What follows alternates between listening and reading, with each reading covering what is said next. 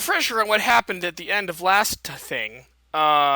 You three were in a tiny hut created by Vosa, while Xerith was in this room dead. Xerith died, and we just left off where he was apparently resurrected by this guy. Let me get. I have to click on him. Hold on. Also, not to be that guy, but should there be music playing? There is a special music that I'm going to be playing. I'm not going to play it quite just yet, but I'm doing a refresher. We're not playing yet. This guy right here. I'm going to zoom in on him one more time. He's been identified to be Varsil, the demigod of necromancy, among other things, and he's one of the few people on the pantheon that is confirmed to exist. Like they know he actually walks around and exists in the world. Also, a close-up of Xerith. He has bloodstains on his coat now. Yeah, because he died. Daniel actually made that art for him before this happened. Yeah, so that ended up being a complete coincidence. It was amazing. Yeah. That's actually very useful. So, Was my character made for this one-shot, or was this one-shot made for my character? See, it was you doing that caused you to die during the session. If the art made it, yep, it made it necessary. Made it canon. One other thing, I got a housekeeping question. I forgot to follow one of my own house rules last game. Xerith, when you killed this thing, did you want your last attack on it to be lethal to finish it off, or were you wanting it to leave it stable after knocking it out?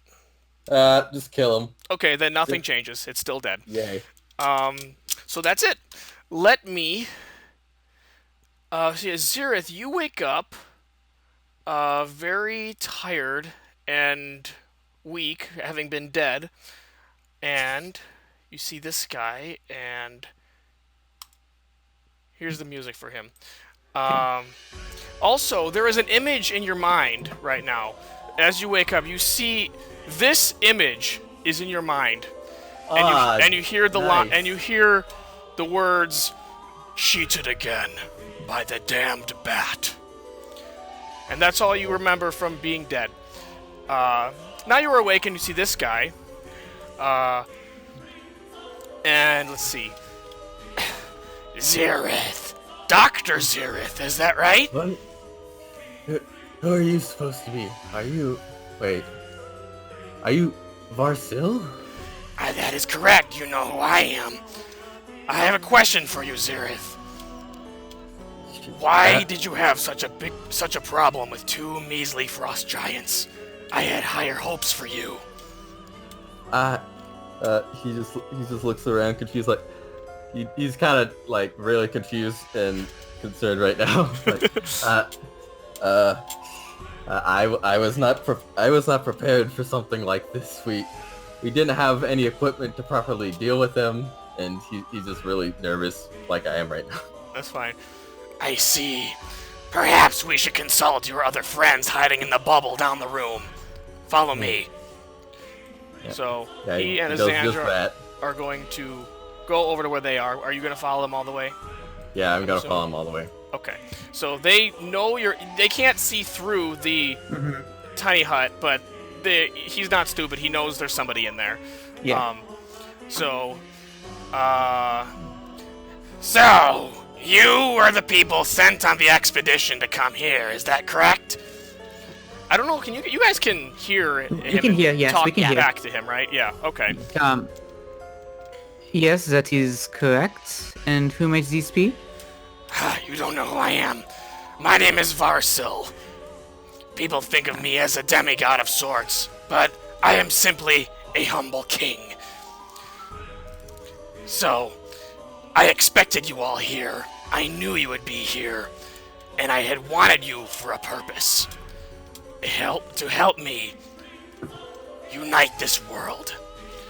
However, you have disappointed me. Perhaps I overestimated your strengths, as you seem to have been bested by just a few of the giants that reside here. So, I've decided I'm going to give you a second chance to prove yourselves worthy of my cause. Anyone want to chip in while he's thinking about something? And he seems to be like he's very confused at this moment. And What might this that be? Yeah, you see, you all know, over 1,000 years ago, the Immortal War, where the gods ravaged this land and nearly killed every single mortal. They hit hundreds of thousands, perhaps even millions died. We can't let that happen again, can we? Unfortunately, the world as it is divided. We mortals must unite against the gods. Now you all may be thinking, the gods are gone. Why should we worry? That's where you're wrong. The aura I felt over 1,000 years ago during the Immortal War, when they were present, I can feel it again. They are somewhere in the world, hiding, waiting for the time to come back. We must be ready. We must be united as a world. Otherwise, it will just stay divided, and people will side with their god that they believe in. So, that is what I'm asking you all to do, is to help me unite the land of the world of mortals against the gods. With you, as a king, is that correct? Yes, wish to you be know the that ruler? Varsal is also the ruler of a land known as Valdisa. It's kind of, no one can enter or leave it though, because it's surrounded by a cursed, icy mist. So no one knows much about it except that people there are probably really, suffering because they're ruled by undead and fiends and things like that. So, yeah, people know that he exists and that land exists, but no one has claimed to see him actually out there walking around talking to people like he is now. So. Is Valdisa the land that we were sent to form an alliance with between them and Valandor? No, this is the La Croix, is the name of this peninsula you're on right now. Okay. If I may be so bold, the two situations you put before us are the world with gods and many sides fighting each other, or a united world fighting against the gods.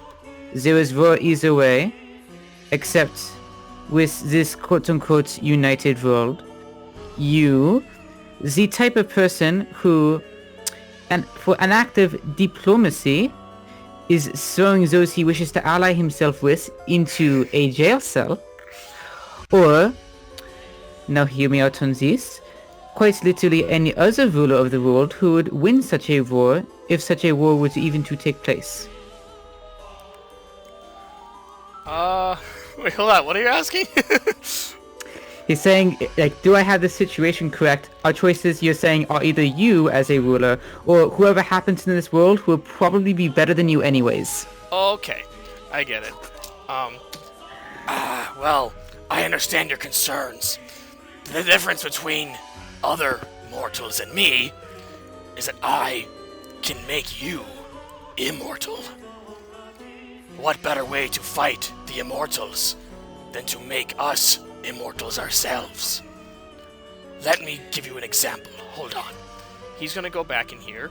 He's gonna drag one of your dead companions over here. Oh, heck.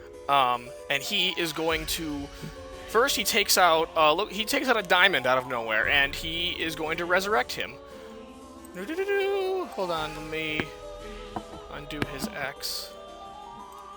Hold on, I forgot what this guy's name was. His name is... Alton. That's the name I came up with for him. He was a... You would know this because you traveled with him. He was a paladin from the land of Pluaris, who are diehard followers of the goddess Sala, the goddess of light. So, rise, child, rise. Where am I? Ah! You're Varsal! Begone, evil fiend! And he tries to kill him and attack him with a sword. Let's see. He misses. And then Varsal quickly lunges at him and bites him in the neck. and then he falls again, and then rises, but his demeanor is very different. He starts to grow longer fangs, and his eyes glow red.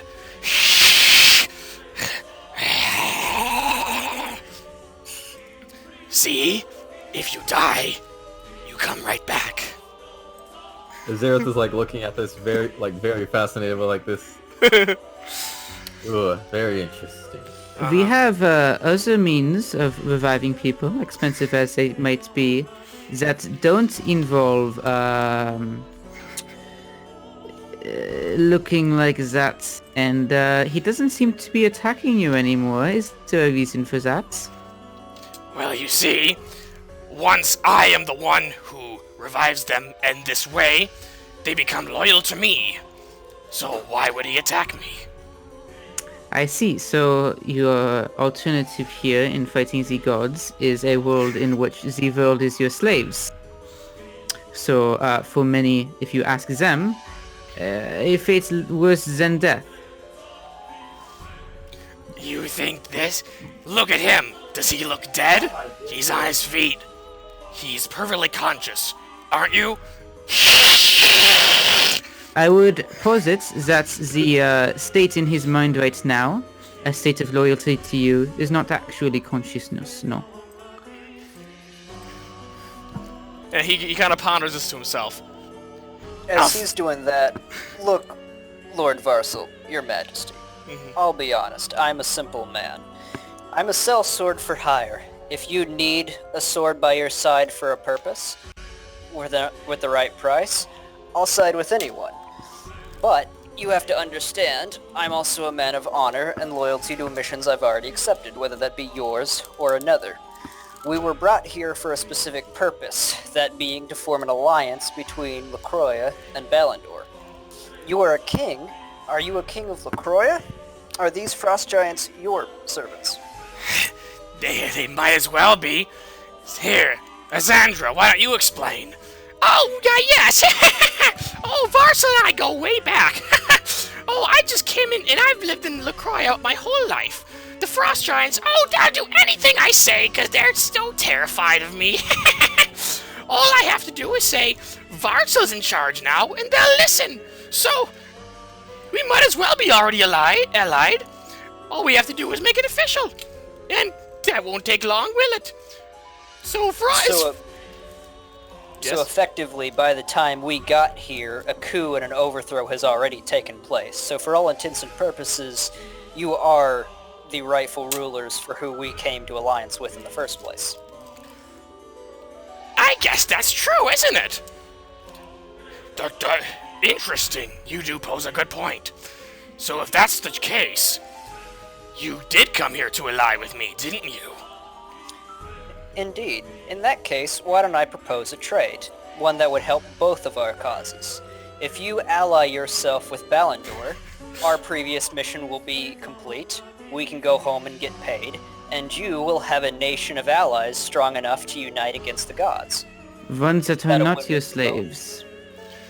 Yes, I would be happy to not have to turn you into vampire spawns if you simply listen to me willingly. There's no problem there. I don't want to have to do that if I don't have to. Sorry, this is killing my voice. Hold on. You're good. He's shown that he has two different methods for revival. He's a man who's clearly willing to go to any lengths to get the goal he wants done. I'll give you that. And honestly, no offense, I don't really want to be a vampire myself. But, if you can be trusted to uphold your end of the bargain, I'm also a man of my word. Alright. I like where this is going. However, you have proven yourselves to be not as strong as I had hoped, being able to fall to just simp 2 of the Frost Giants here. So that is why I was going to ask you for one additional favor before I can agree to, let's say, allowing you to join me, for lack of better words.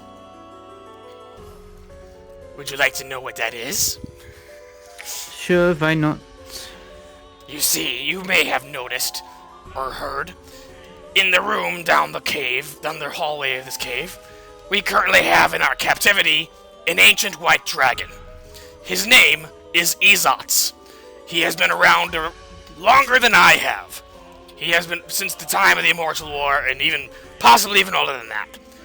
He, like most dragons, has a treasure hoard somewhere in this world. I need to find it. Within that hoard is an object necessary for the gods' return. If I have it, then I can stall, delay, or prevent their return altogether. So, however, our interrogation with him has not been working. Perhaps, if you people, who are apparently sent here as diplomats or negotiators to form an alliance, if you all could perhaps get him to reveal the location of his treasure hoard, then perhaps I would be happy to reconsider your abilities. Dragons are the natural enemies of the gods, are they not? They were not a fan of them, that's correct. And your purpose in all this is to destroy the object that would keep the gods' return. Am I understanding that correctly? Either that, or perhaps keep it in my possession, so that it may not. Let's see. You can tell that he's not even quite sure what the object even is. He's just so sure about it that he must find it, but he's not. He's clearly not super obvious on what exactly it is.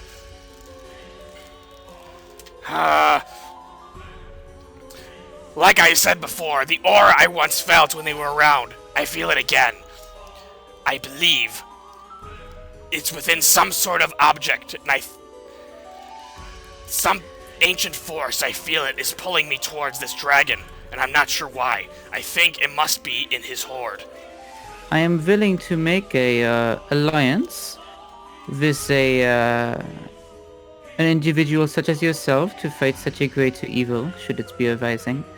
Although, let us make some terms clear right now. This item that you are pursuing and hope to easily destroy or contain, would it not be better to have greater security measures than simply one, powerful as you are, one individual such as yourself guarding it? We could take many measures requiring many different steps of guarding it with an alliance of different nations, each chipping in a little bit. I would be more than willing to accept help from any nation that was, that pledges themselves to the cause. The cause of preventing the god's return, not the cause of allowing you to rule this world as its only king. Correct. But you're confirming that the cause of defeating the gods, not the cause of him ruling the world? Yes. That is correct. However... Insight check. Okay, go ahead. I do not have advantage on this. I do it in my other campaign, but not this one. Sick! Nice, okay. Yeah, you can tell that, yes, he does truly want to unite the world. He truly does want to fight the gods. He does seem to legitimately be concerned about their return. However, he also let's see. He also seems to be giving the impression he does not think that mortals are strong enough to defend themselves. So he thinks, you get the impression that he's putting it on himself to be the savior of everyone else because he's afraid that the gods will kill everybody if it wasn't for him. So while he's not necessarily trying to be a power-hungry ruler, he's putting himself that he thinks he's doing the right thing for everyone else who he sees as weaker. Alright, I can agree to these terms, and he'll turn to the other two in the bubble with him and just give them each like a nod of like, yeah, I actually mean what I'm saying also. Okay. Alright, so we're in agreement then. However, I know how this hut works. He taps on it with his finger. You're free to stay in there for as long as you'd like, but be warned, when you walk out, there will be frost giants blocking every path, so you will be forced to go into the White Dragon's room as promised. I would be willing to converse with you and yours about whatever you have learned so far from this dragon. Speaking of which, might I inquire about the method of interrogation used? My character hasn't seen the room yet. We've been fighting. Okay, So I don't know so he's you're checked asking him, like, what has been done so far, or what he expects you to do? What he has done so far. Basically, out of character, what I'm getting at here is that you catch more flies with honey than with vinegar. If this is a white dragon who has a hatred for the gods, they clearly have a common enemy. So why chain the guy up? Clearly, he'd get a better response out of the dragon if he just worked with him rather than attack him. Okay. Sorry, I'm really tired of doing his voice. I didn't know it would hurt my voice this much, so I'll just say that he says that they've tried basically everything. They tried offering him different treasures. They tried giving him a position of power in in Varsel's kingdoms. But then since Azandra got mad at him for not accepting those, so she started threatening him, and then that also did not work. So. Vosa will ask why has the dragon given any reason as to why he refuses to give the location of the hoard, or this item in particular, even? Yes, because actually, Probably just because it's a dragon and it's his hoard, and he doesn't want to get rid of his treasure. Oh yeah, but like just confirming. Got it. basically no. He's not given much information at all. He's just basically said no to everything, or scoffed at their offers and said how pathetic they are, or something like that. He's not really revealed anything. Mm-hmm. So if that's all, then is Xerith allowed to enter the hut or no? I can choose who I allow to enter the hut. Okay, so Xerith, would you like to enter the hut with them? Sure, I just want to knock on it. Okay. Knock on it. Oh yeah, he stopped for a moment and say, after like a few seconds pass, "All right, you may come in." Alright. Okay. Only you. Cool. All right, so they're gonna just leave because everything's in agreement then, right? So you guys are gonna stay in there for however long you'd like. Yep. So I'll just move them away for now. At that point, let's just take a long rest, guys. This thing lasts for 8 hours. So here's the thing, though. Yeah. Hold on, 8 hours. Well, you guys actually agreed with them, huh? Interesting. So yeah, you technically could stay in here for 8 hours for a long rest if you really like to. I'd be down. Yeah, I'd be I super think down. that's a good idea. Okay. Then Might as well. you may do that. Yay. Also, while you're in here, you're kind of in the supply room. I'm going to be generous and give you some stuff. Because I kind of feel bad. I feel like I may have made them too difficult for you guys not having anything. So I wrote down a list of things that I think you guys could have. It's not much, but while you're in there, you find 2 antitoxins. To basically, if you drink it before battle, you can have advantage against poison saving throws, or if you drink one now, you'll be cured of whatever poison you have. But if you're taking a long rest, you won't need it right now, so we'll just have those 2. Then I decided that Vosa, those 2 short swords you found earlier, I've decided they're not rusty; they're regular short swords. Okay. So. You could just say he polished them during the long rest. Sure. Hada, I'm gonna say you get a shield. Nice. You're proficient with that, right? Because you're a fighter and all. And I'll say it's not gonna inhibit you casting spells at all, if that's some sort of rule we're worried about. Gotcha. Yeah, I think I can cast spells with my weapon, can I? Oh yeah, that's part of your trade, isn't it? So never mind. Yeah. And 11.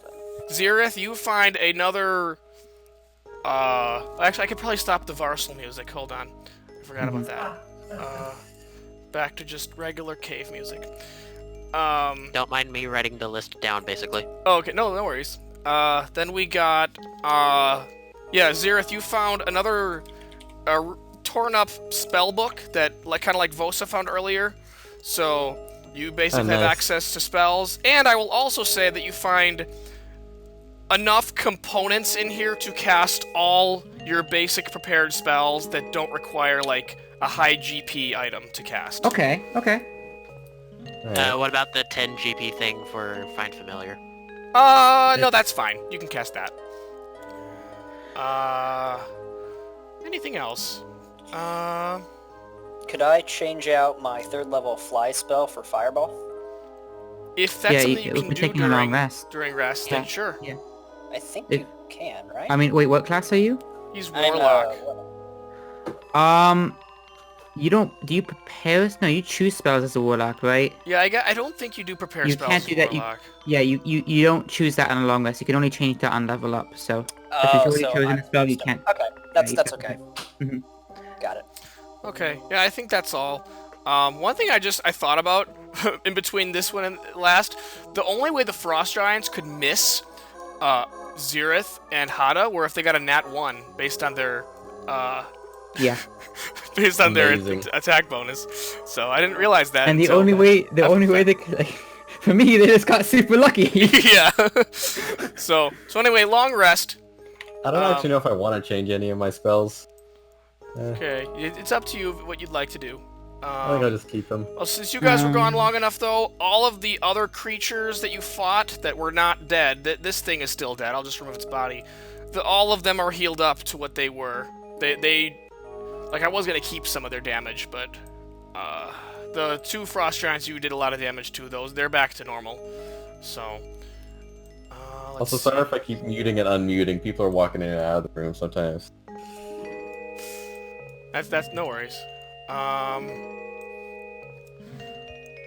Okay, so if you guys are all healed up, then we will say the long rest is over. So your hut goes down. So you guys ready? Yes, I believe so. Let's make this easier. Sandra, why don't you just take us all there? Right away!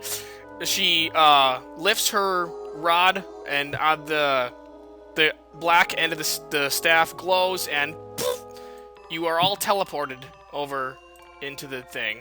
I can move all your tokens if you'd like, otherwise. Sure. Yep. Sounds good. I hope it only takes you guys, and oh no, it didn't. Whoosh. Yeah, I can move mine.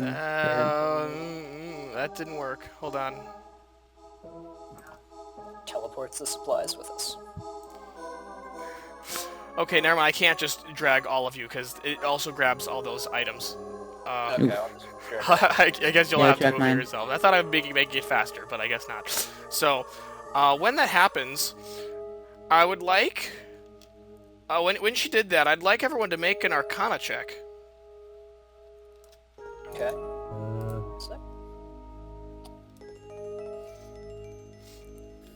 Okay, you could pretty much all tell that when she cast that spell, it was very clear that she used the wand at the end of her staff to cast it. It's not an innate spell of hers, it's a spell of the wand itself. So, that may be useful to know later. I will let you do... I will let you guys do whatever methods you'd like. Carry on. And then she teleports out, not with the icicle from the ceiling. So they're gone. They're gonna watch from afar and see what you guys do. And hold on, let me move this camera over there. Okay. So you walk into this giant room, ice kind of everywhere. And yeah, these 2 giants will be in here with you guys. I described it before, but I'll describe it again. This very humongous dragon is very clearly in captivity. His mouth is chained shut. His feet are all tied to the ground. His wings are also tied together, and the tail is also secured. So he can barely move. And if he tries, he kind of rumbles the room a little bit, but he does not break free. So he doesn't even acknowledge you guys here currently. So would anyone like to start? Trying to Hello think there. of which check would be the appropriate one for trying to deduce whether or not we could, A, see how the dragon has been treated, if it's healthy, if he's kind of injured, his irritability. You know, if we try to free him and talk to him, is he just going to roast us immediately? That seems like a perception check to me. Maybe. Insight. It depends. I would think that's more insight, actually, to see if you can gauge what he's thinking. But perception-wise, you can tell that he doesn't look too injured. He just looks very restrained and uncomfortable. But That I could just see. You're just looking right at him. But if you would like to try to tell what kind of mood he's in, you can roll an insight if you'd like. Sure, I'll do that. I'll What do you want to do?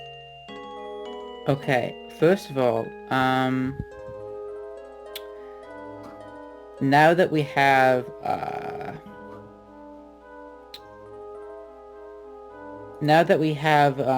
like, our spell stuff back, I would have also just as a bit of, like, housekeeping, I would have sent a message, done a sending to, like, people in Blanador that I knew. Okay. Like, letting them, basically, like, in as concise a thing as possible, letting them know what happened. I'm not gonna, like, write that out, but... Sure. They know that, they know what the situation is. Okay. Would you have done that while you were still in the hut before this? Or would you have done that, like, right now? I would have done that, like, right after the hut dropped, before you were teleported here. Okay. Then I feel like they would have seen you do that, right? Oh, no, I would have done that before the hut dropped down. Yeah. Okay. Actually, now double check the wording of hut. I would be able to, I just double checked. Okay. Then, alright, then yeah, you did that just fine. So with your insight check, you can tell that he kind of looks frustrated, like, he's not happy with this current situation at all. You can't really get a read on if you freed him, if he'd attack you, or if he'd go straight for the giants, though. You think he would do something if you were to free him, though. Okay.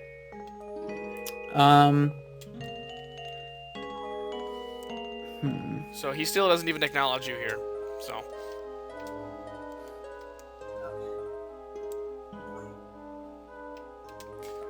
What are they doing? I don't know. You're the one who asked them to do this. Okay, I'm gonna do some big brain plays here. Okay. I am going to first set up, I'm gonna call back. I'm doing this as a precaution, and I'm going to set up another dome in this room. It's gonna take 10 minutes to do that. Okay. And so if anyone else wants to do something during that time, I'll be setting up another hut in this room. Okay. Sure, I'll go ahead and ask the ice giants a little bit about what happened before we got here. Namely, when did this dragon get restrained, and how long have they been under the rule of Varsal? Okay, Varsal just showed up about a couple weeks ago, actually. Azandra, though, she's been here too long. I heard that! Oh, God! I didn't mean it! And he just stops talking immediately. This female one then starts talking. Yeah, Varsal, let's see. Yeah, I guess he's trying to unite the world or whatnot. I mean, that's fine, I guess. That doesn't really concern us, being out here in in our own cold land. Let's see. Oh, as for this dragon here, Azandra picked him up a few days ago. Why did you pick him up again? Because Varsal asked me to. Oh, of course, yes, because he asked her to. I don't know why she listens to everything he says. Okay, these boys are killing me. I'm sorry. What kind of role did Azandra play in your society before Varsal showed up? She seems like your leader. Well, we do have a chief, Frost Giant, who kind of oversees our day-to-day, operations, and tells us what to do, and makes sure everything's going right. Azandra more so tells him what to do, and us what to do. So I guess she's kind of the leader, but it was never official or anything. He just, she's just, I don't know. It's hard not to listen to her. Interesting. And where is the chief now, may I ask? He's probably up in his quarters, up in the fortress. You guys haven't seen the fortress yet. You've been in this cave the whole time. So. Well, he's not dead. That was mainly my point. Yeah, no, Okay. he's not dead. He's still around. Okay. Thank you. You've been most helpful. No more questions for them! You're interrogating the dragon! Would I be almost done with my... Unless someone treatment wants to again? do something else, then yeah, we can say that's up now. Okay. It'll be up in a similar thing around me right now, but I'm not gonna put up the aura. Okay. Does everyone else go inside? I'll gesture for everyone to go inside of it. So, yeah, So as just- long as that's we're where I'm within 10 feet of him, you should be fine. Okay. I'm then going to myself. It is opaque at the moment. So no one else can see in. Okay. I'm going to go to the front of it, and I'm going to stand half in and out on this side. Okay. So like over here. Okay. So I can see the dragon outside on one side. I can see everyone inside also. Okay. And I'm going to cast telepathic bond. Okay. Can you click that just so we can all see what Yeah. it does? And I'm hoping that it is willing. Creatures, oh, it's willing. The intelligence was less 2 are unaffected. So they have to be. Do they just have? There's no like saving throw. They just have to be willing. They just have to be willing. Oh, with his mouth bound, yeah, he wouldn't be able to talk otherwise. And I'm giving him, like, I'm looking at the dragon when I look to him to do this. Mhm. And I'm just giving him, like, a pleading look with my eyes. Okay. Signal. And I throw in a guidance. I mean, that's not going to do anything here, but... What is this? If you make a... Oh, okay. Sure. Yeah, Why you the not? can next check. minute. Sure. Okay. I'm gonna say he doesn't really move at all, but he can hear you moving, and he feels your link coming in, and he will accept. So basically, you can now talk to him through your mind. Is that it? Mm-hmm. Or, okay. And mentally, I will tell him if there is anything you do not want to say in front of Vasil or his servants, then you can talk to us like this also. We should probably still talk a little bit in person if you want maybe put up a bit of a ruse, but is there anything you're not telling him that's I don't know, something that is troubling you or a reason you don't trust him? Alright, interesting. Okay, so when he hears you say all that, he doesn't say anything for a good 10 seconds. And he says, "You're all the same. All you want is my treasure. Whatever your reasons are, you just want what's mine."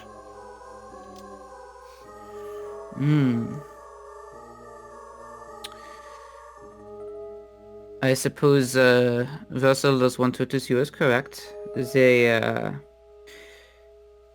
however, consider this. We are somewhat weak in your view, yes? You're talking telepathic. He nods his head a little bit. So. There, even if we were to get one bit of your treasures, there is no way we could take all of it, yes? I know mortals have their ways. Bags of holding, teleportation. You guys could get all of it if you tried hard enough. What if you just gave us one piece of your hoard and we let you keep the rest of it? I already know what piece you're trying to get. I will not But allow it. consider this, however. If the gods return, what is the likelihood that both you will live and your hoard will not be taken in its entirety in such circumstances? Let's see. And none of us can chime in, right? Because the only person who's... No, you guys are all in this bond. You guys can Oh, all we're hear what all we're in the saying right now. bond? Yes, this is Okay. why I went into the edge of the dome, so I could be like halfway in and out, so I can cast a Oh, I spell don't know book that. in Yeah, and I out guess of all it. you guys can talk as well. Yeah. Okay. That's why that's why I did it this way. So that way no one else can see that I did this. And this Let's see. He says, the gods can't return if you don't have it. He makes a good point. What makes you think that there are no forces on this world who would cause the gods, who would be able to take it from you? Is your hubris that large? So are you asking if there's a person that isn't a god that will be able to take it from him, or? Yeah. Do you think that does he really think that no one else will ever be able to take it? No one will ever find it, unless I tell them, and I will never. Great White Dragon, I cannot argue with your logic. Humans are inherently greedy, and I do not hold anything against you for wishing to guard it from the clutching eyes of man. I'm glad you admit that. A lot of people claim that we dragons are the greedy ones, and yet we have this treasure we rightfully find and earn, and you guys are the ones who want it. Who's really the greedy ones here? There is nothing wrong with keeping what is rightfully yours, nor is there anything wrong with wishing to protect it from those who wish to take it from you. And, well, I'll admit I am more ignorant of your kind than I would like. I do understand that you are natural enemies with the gods. Your history is not a savory one, and I understand that Varsal is a character whose intentions are not entirely clear. If he gets a hold of it, who knows if he might just use it to unleash the gods upon the world again. And I'm assuming that is why you won't tell him. Frankly, I think you're right to do so. But if the object can be destroyed, not given, but broken, wouldn't that be the best situation for all? What I ask of you is not your treasure. I do not want to take what is yours. I only desire for your help. Okay, I'm gonna let you make a persuasion check with that one. Since I'll gonna say there's help action with that because Vosa was also talking as well. Okay. Can I swap my guidance over to him? Okay, sure. Yeah, So you can roll a D4 to add a D4 to the whatever your check is for persuasion. So I'll click on that, Ooh. and then I will do a D4. Okay, that's pretty good. So he stops and just thinks for a moment.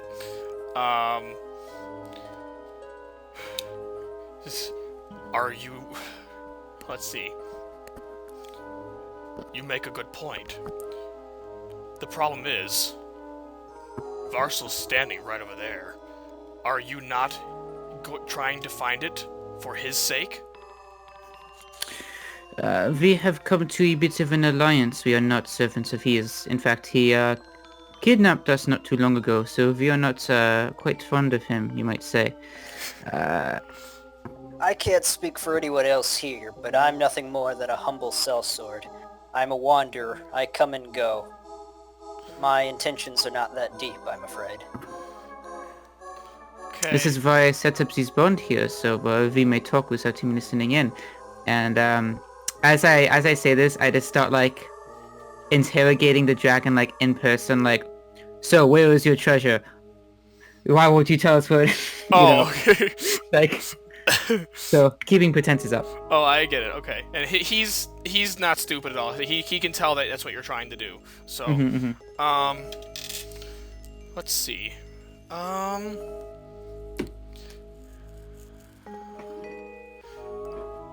He'll say, if I was to tell you the location of it, how do I know that you all would, let's see, would keep it safer than it already is? Well, the question from before hasn't been answered. Can it not be destroyed? Oh, yeah, right. I've tried myself to destroy it many times. Honestly, I wish I didn't have it. I wish it was gone. But it cannot be destroyed. Unless perhaps it is only the gods themselves that can destroy it. if it cannot be destroyed, I imagine it's an object that transports them back into our dimension. If it's a dimension-altering device, can it be sent from our dimension and banished away, such that if the gods ever return, they will return to another plane? He's like, you have no idea what it is, do you? Not a clue. I think I see what you all are trying to do here, and I understand that you're kind of put in a bad position by the devil bat over there, but there's no way I can tell anyone. Consider this. This is taking too long! Xandra comes in the room, and then you see her start to cast a spell at, and by the way, you know the dragon, they said his name before, his name is Izatz. She casts a spell at him. Unless someone wants to try to counterspell that. I have counterspell. I don't have take I can it. do that. Would And I you can do it like as a to, reaction. or would you just, that's something I just thought of as I was about to do this. I'm not on video, no. What? Okay. Sorry. So, I just thought of it. The question, if you do that, then you'll be doing something against what Xandra's doing. So, yeah. What I'll do is this. I'll come over here out of the bubble, I'll counterspell it, and then I'll immediately kneel in front of her. And what I'm going to say is, Mrs. Xandra, I understand your frustration with the interrogation, but we are making progress. You catch more flies with honey than vinegar. It's an expression from where I come from. It means that if you want something from someone, oftentimes it is better to be nice rather than to attack them. What we're dealing with is a very proud creature. Okay. Alright, I'll remember you said. I gotta be right back for a second. I'll be right. Okay. What? I don't really. What do I have to do then? Mansplaining the powerful That's it. witch. That's Okay. a bold move. Fine, I'll do that. Okay. Okay. So counterspell. Are you gonna upcast that at all, or you can't? You only have. I can't. A third level is my highest, I think. Okay, so you will have to make a roll to see if you actually succeed on this cast. I believe that is... It's like your... I believe your bonus to that is like your spellcasting ability? Yes. Well, this will be awkward if I fail. What roll is that? This is It's... so for you it's charisma, I believe. So I think it's a like... charisma check. I can probably look in It's a your... flat charisma check. Okay. 12? Nah, that doesn't work. No. So unfortunately, the spell still goes through. You did still all say all that, and you start to see the dragon. He starts to shake a little, like energy is glowing through him, and he starts to shrink. And suddenly, he starts to change shape, and he kind of stands up on his hind legs a bit, still getting smaller, and he's now a human. Oh, and I will lame. zoom in on him if you'd like to see what he looks like as a human.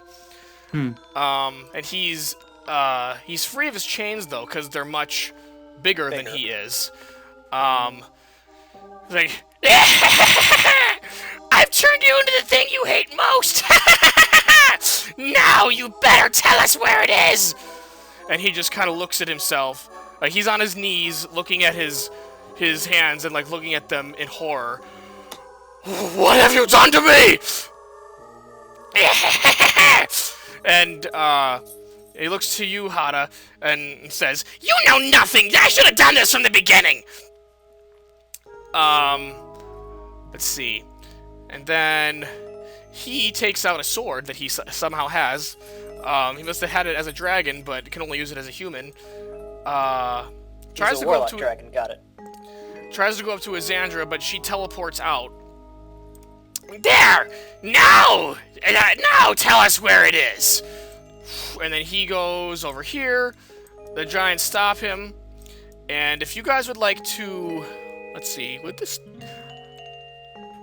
he's about to attack with his sword the giants, but he stops himself. And he just kind of walks back slowly to the middle of the room. This is not what I wanted. How am I supposed to show you where my hoard is if I'm a human? Don't worry, I can change you back anytime I want. But I don't want to right now. In his mind, I say, furthermore, how are you supposed to protect this hoard if you are a human? I believe at this point you have a bit less of a choice. So, you are with them after all. You're on her side? Please stop threatening the dragon. I'm not threatening him. I'm simply laying out the facts. I am not on their side. I'm not on anyone's side. I'm on the side of, I suppose you could say I'm on the side of the world, not wanting gods to return. This is simply a change of circumstances. I feel, have changed things, in a manner worse for you, but it is unfortunate. Regardless, there is not... Here are your options. You either don't tell us where the hoard is, and eventually, some hapless adventure will come across it, and some very awful things might happen. Or, you do show it where it is, and you have to trust that we will help in guarding it. Okay. I will have you make a persuasion check with that one. No help action with that, though. Okay. And this... Well, Mike kind of will decide it. No guidance. So yeah, no pressure. Please be good. Guys, I have the fattest of additions to this roll. Okay, you want to see it? Sure. Zero. Oh. This guy's not a charismatic guy. He's a guy who dropped out of politics because he couldn't handle it. So he just kind of looks down at the ground and shakes his head. And then Xandra teleports back in the room and says, "How about, since you're a dragon now, you can't even take the cold well anymore, can you? How's a couple weeks in the frozen wasteland of LaCroix feel? Maybe then you'll rethink your thoughts." And he's gone. Wouldn't that kill him? Oh, he'll be fine. I'll check on her once in a while and see if he's ready to talk. You all, I think, failed. Is that not right, Lord Varso? Well, you didn't. You kind of interrupted. Progress. I didn't ask you to do that. Oh, should I undo it? I need some time to think about this. You all are in here. Might as well be a jail. You all stay in here while I think this over. Giants, you come with me. Xandra, go somewhere else. Okay. And she's gone again. And this one stays here. These two leave. They were in these rooms before. I'll put them back into the rooms they were in before. So you guys are kind of back how you started this whole one shot, just in a different room. Yep. And all of us. Yeah, but you have equipment and weapons now. So, also, Vosa, you're gonna get a sending message in your mind back from someone in Blanador. The message is something along the lines of, we're sending a rescue party to retrieve you. Stay where you are. Okay. Copy that. So, what would you like to do? Would you like... I would like something fun about Larry's telepathic bond. Is it goes across the entire plane. Oh, that's right, it does. So you can still talk to him. Are you alright? He's... He does not respond. Does not respond. For the record, I tried to stop her. I'm sorry. Please don't eat me later.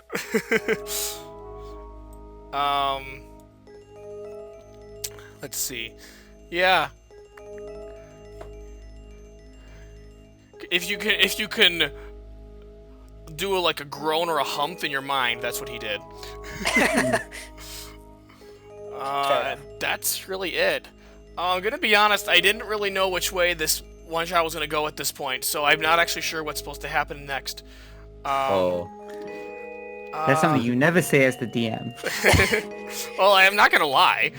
At least he's honest with us. Fair enough. So, like, I do know of things that can happen, but I don't know how to motivate you guys to want you to leave, because you were told a search party's coming to find you, so you do have some options. You can either some point try to find a way to get out yourselves, or you can just sit tight and wait for that to happen. But if that does, then you basically have ended the one-shot, because there would be nothing more for these 4 characters to do. So that's why I'm stuck, because you could do that if that is a choice. You could just sit and wait, because that's a logical option in my opinion. It's just it wouldn't mean it. In a normal campaign, I feel like that would be a very logical option, but yeah, your character stories end whenever this one-shot ends, or at least your control of them. Fair enough. So did Vosas tell us about this ending? He can. Would you Yeah, I told you guys. I told you guys about it. Okay. So we may sit tight here, or we may make our own way if we wish.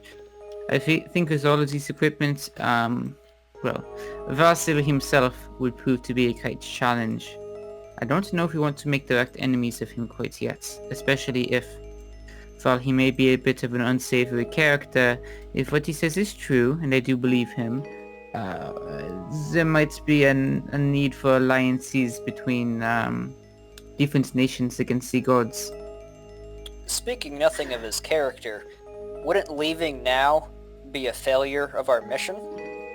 I'm not sure if we're gonna come home to nice pay and riches if we just leave the job half finished. Our goal was to form an alliance between these nations, and it seems like negotiations are breaking down. Well, you did... Or at least attempt.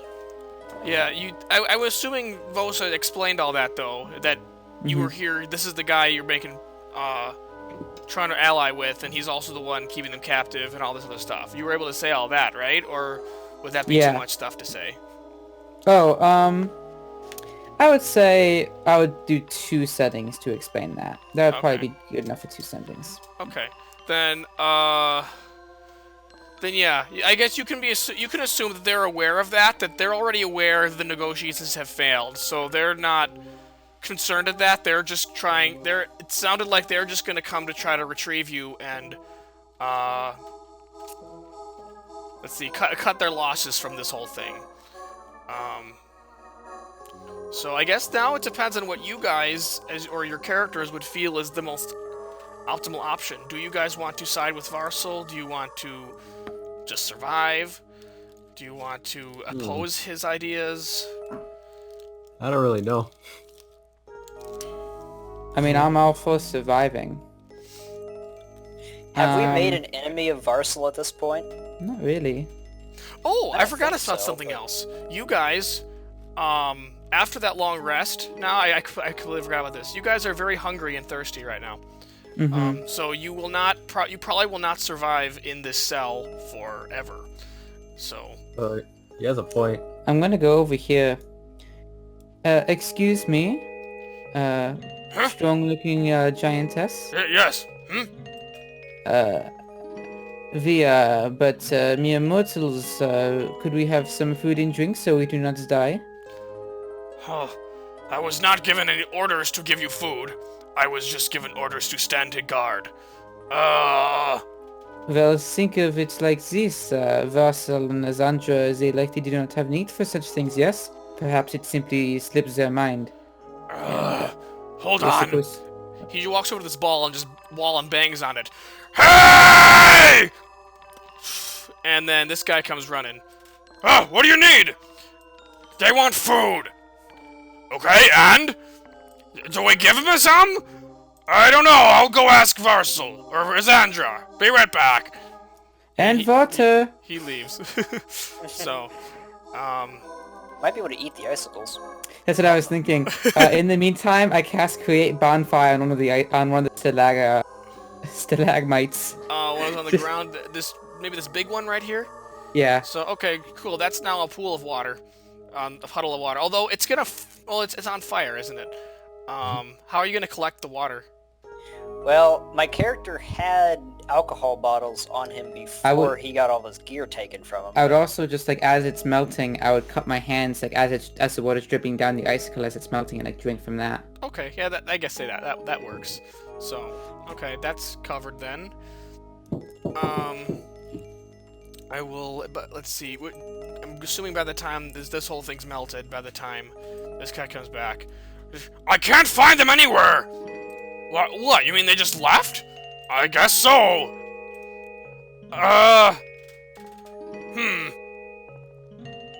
They just kind of look around, not really sure what to do.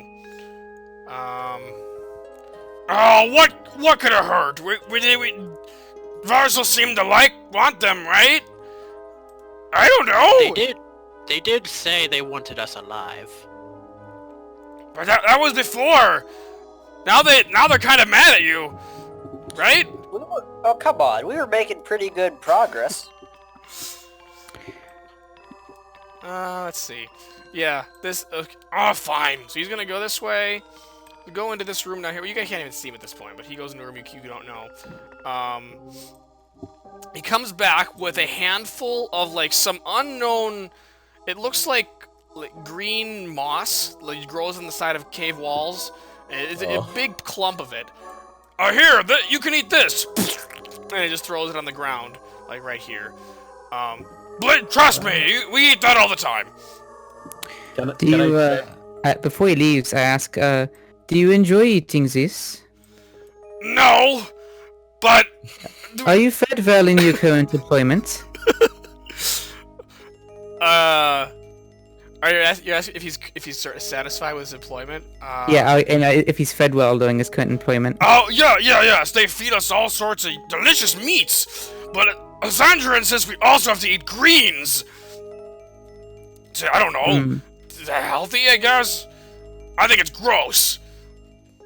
There are much more delicious greens than that, I can assure you, my friend. Not much else grows out here. Other than the pine trees, that's kind of hard to eat. Well, there are magical ways of making things grow. Magic? That's what Xandra does. That's scary. Does Xandra and that other guy, do they treat you well? I don't like these questions. They're making me head all confused. And he just leaves. And then the other one says, however, the female one, she's like, if it were up to me, Xandra would be dead. But all of us are too afraid to even go near her. I don't know what it is, but something about her repels us from her. Yeah. So... Well, I have noticed something. Her magic, that thing that is so scary, I don't think it is actually hers. What do you mean? That staff that she wields, I think that is where she gets a lot of her power. She is... I always see her with that. Well, what are we supposed to do about that? Well... Perhaps, you frost giants could rule over yourselves instead of taking orders from her. If she is separated from that staff, and you help us out a little bit in getting it from her, well... Well, it was better when it was just Chief Gerar around. He always knew what to do without Xandra bustling him around. She can't keep it on her all the time. She has to sleep at some point. Oh, you saw your pseudo-dragon. Okay. So she kind of thinks for a minute. Feel free to make a persuasion check. Whoever was the last one who talked said the thing about... That would be me. Okay, then yeah, you can make a persuasion check. The one thing I'm actually good at. Yeah, am I giving him advantage on this? Because I did, okay. Oh, are you gonna be advantage on it? Yeah, I'll say that you could have advantage on that. She's like... This is a second roll. Yeah. I know it's against orders, but I'm gonna go check with the chief, see what he wants to do about you. So she leaves. So you are currently unguarded. if you'd like to do anything, or if you'd like to wait for her to come back with news from the chief. I'm gonna sniff some of this moss that they tossed in here. Okay, feel free to make a nature check. Yeah. Maybe not. I guess anybody can if you want to inspect. If you all want to inspect the moss.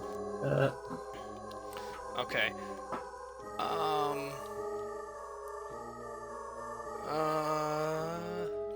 I guess I'll just throw a nature check at it. Might as well. I don't think it's my strength, but... No, probably not, but you never know. No, but we'll see. Okay, all of you except Xerith are not sure. Xerith, you're pretty sure that it's... Zol rolled low. I rolled low. You did? Xerith got 16. I see 10. Oh, you... I'm the 10. Xerith got 16. Yeah. Hold on. I'm confused. Zol got 10. Am I reading that Zol right? got 10. Yeah, you said except... Or unless you're saying... I thought you said everyone except Xerith is confused, but Xerith gets it because he got the highest roll. That's what he said. Yeah, Xerith got the highest roll, so he... I got mixed up. I thought you were saying the 13, 14, and 16 passed and the 10 didn't. Oh, no, that's not correct. Okay, yeah, no, the 13, the 10, and the 14, you guys all are just not sure. Xerith, on the other hand, he's pretty sure it's edible, but it's not... doesn't taste good, and you might throw up eating it. Yeah, so he just tells everyone else that. So basically, if you eat it, you'll make a con save to see if you actually keep it down. Yeah, I might as well try. I'll try. Okay. Yeah, my con is... Or no, my con... There we go. Okay. Oh, you guys are fine. You ate. We'll say you ate about a ration's worth of food. So you're good for the rest of at least the session. Might as well try. And that's very close. Okay, you're all good. You all eat it just fine. It tastes absolutely horrible. Like you're eating just leaves off a tree, but they're like slimy and smell like cave. And so... Better than nothing. Those? So yeah, so the hunger problem's gone. You might feel a little bit of, I don't know, indigestion, or I don't know, something. Yeah, but you're fine. Anything else you'd like to do before she comes back? I don't think so. Okay, so you're not gonna try to like bust out or anything? No, I will. I will we're cast turning Mage against- Armor. So we're turning against Varsil and the witch, yes. I just Trying to- work here. I don't know what you want from me. Trying to confirm what's the plan? I mean, they could turn against us at any moment. It might take some... Actually, I expect it to take quite a bit of time for the search party to get here. After all, we were traveling for weeks before this, right? Yes, it was a give or take a few days, about 2 weeks, is when you were first got captured by the giants. Yes, it will likely take them at least 2 weeks to get here, if not longer, as they do not know the exact location of these fortresses we are in. It seems inspiring a mutiny is likely our best bet. I don't think we can fight Varsil, Azandra, and the Frost Giants, as there are likely many more besides the ones simply stationed here. If we can get the Frost Giants on our side, and we can get that stuff away from Azandra, perhaps things could turn in our favor. I don't imagine it seems like we're allying with either side particularly, just whoever comes out on top in this conflict. What, between the Frost Giants and the Azandra and is that the conflict you're talking of? Yeah. Basically between Varsil and, was it Garen, the leader of the Frost Giants? Yes. Gararim was his Gararim. name. Yeah. I'm not particularly concerned who's in charge. I'm just gonna side with the victor in this. Well, I think Verimim would be grateful that we helped restore his rule and let us go. Varsil, however, less certain how amicable he will be, no matter how useful we may seem to him. Especially at the moment, if they are simply trying to get the location of the holdouts by force from this dragon, and then you're not necessary, I could see things turning sour quite quickly. Yeah, I was more amicable towards him before he locked us up in a jail cell twice. At least this Azandra person that he doesn't seem to have great control over, she seems flighty and hasty in her actions. We were talking for the dragon for about 15 minutes before she decided it was too long, after we had waited 8 hours to do so. And 10 of those minutes were just spent casting the bubble and getting some information out of the frost giants. Yes. Now that you mention that, it's possible we could set up a three-pronged coup. If we can convince Azandra that she might be a better leader for the frost giants, we could possibly play all three sides against each other. Something tells me Azandra might not be so ready to turn against. Actually, thinking back, did it seem like she might have any conflicts of power with him, or is it more like a slightly over-eager student to Varsil? To Varsil? Yeah. Basically, you got the impression that she is just someone that he's known a long time, and he's entrusting her with this region. Like, he's basically in the process of claiming this LaCroix Peninsula as basically Valdeza territory, and he's placing her in charge of it. So he does place trust in her. She does not seem to have any quarrel or anything with Varsil. They seem to be on good terms. But you did notice that he was heavily questioning her decision to polymorph the dragon into a human and send him off to the middle of nowhere. Yeah, she did. Pretty hasty in that action. So... Alright. I don't think we could get her to turn against him. She seems like a, simply over-eager and hasty, but not necessarily disloyal. Fair enough. Okay, I'm gonna say she is coming back, but not alone. Back with this guy. This frost giant. This is another frost giant. However, he looks a couple feet taller than the other ones. A very, very long beard, and his helmet has much larger horns than all the other ones. So he walks over and looks at all of you. So, you're the ones that we captured, huh? You're the one I'm hearing all this stuff about. That would correct? be correct. What have you been hearing? That you've been causing nothing but trouble, according to Azandra, at least. But I don't know if I believe what she says. She effectively has taken over. Sorry, what did you say? We have been trouble for her, and we could be far, far more trouble for her if we really wanted to. Yeah, I was filled in with the idea by her here. Hold on. By insert giant name here. Yeah, no, yeah, insert giant. I don't care at all. I'm just trying to think of something he was gonna say. So I'd like to make a deal with you. Kill Azandra, and I will do... Well, why? I was told you were here to form an alliance with us, is that correct? That is correct. Unfortunately, with Azandra here, she effectively has the say in what goes on here, and that makes us under the control of that Bat Lord, Varsil.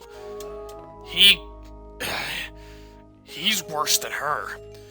The problem is, if we get rid of her, he might just decide he's in charge himself. if we can quite effectively get rid of Azandra with a little bit of your help, would you aid us in a conflict against these Vassal?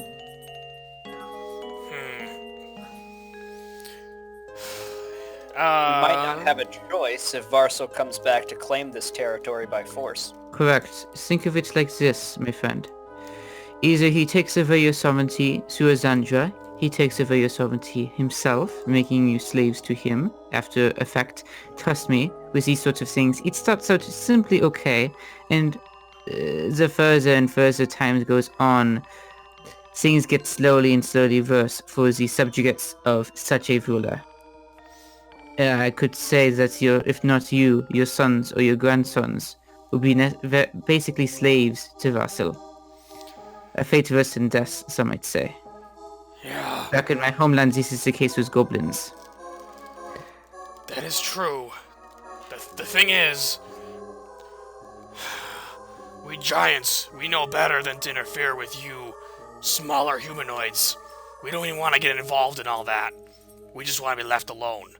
Well, then if with this just one conflict, or perhaps two conflicts if it comes to it, we can then leave Vassal and Azandra defeated, hopefully, and then we may leave you alone. Very loose alliance, no real effort on your part. We will leave you alone. We will make it known where you are so that others leave you alone.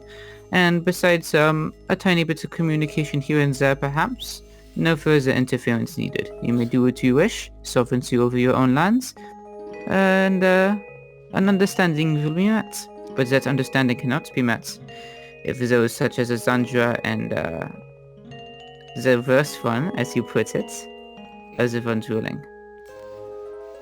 I will consider it. Here's the plan. I'm going to leave. I'm going to accidentally drop my keys. You're going to escape. But if you see me in the fortress, I will be forced to attack you. I cannot have Azandra know of what happened here unless she is killed. So, here's my offer.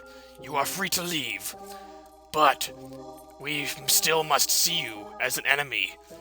If Azandra were to see, we do not know where she is currently. She could appear again at any time and see that we're betraying her.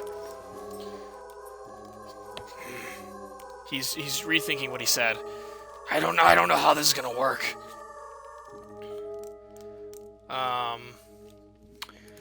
As long as we can get that staff from her, I think that her power will be greatly diminished. And her fighting against, well, first the four of us without that staff, and then if we were to enter the fights, I don't think that we would have any trouble in taking her down. Crap, my internet cut out for a little bit and I think I missed a bit. Oh. Sorry. Well, I was gone for like a few seconds, but... okay. What was the last thing that happened? You were discussing the... Yeah, they're planning to betray Azandra, basically. I gotcha. So... Actually, hold on. I might know where she'll return to. Unless... She might come back to check on you first, actually. She has her own room in our fortress. I hate going in there. It's full of all sorts of scary things and spells and stuff. And there's this weird circle drawn on the floor. I don't like it. I don't know if she's gonna appear there when she comes back or if she'll come to check on you, but the other case is, I know nothing about it. You do as you please.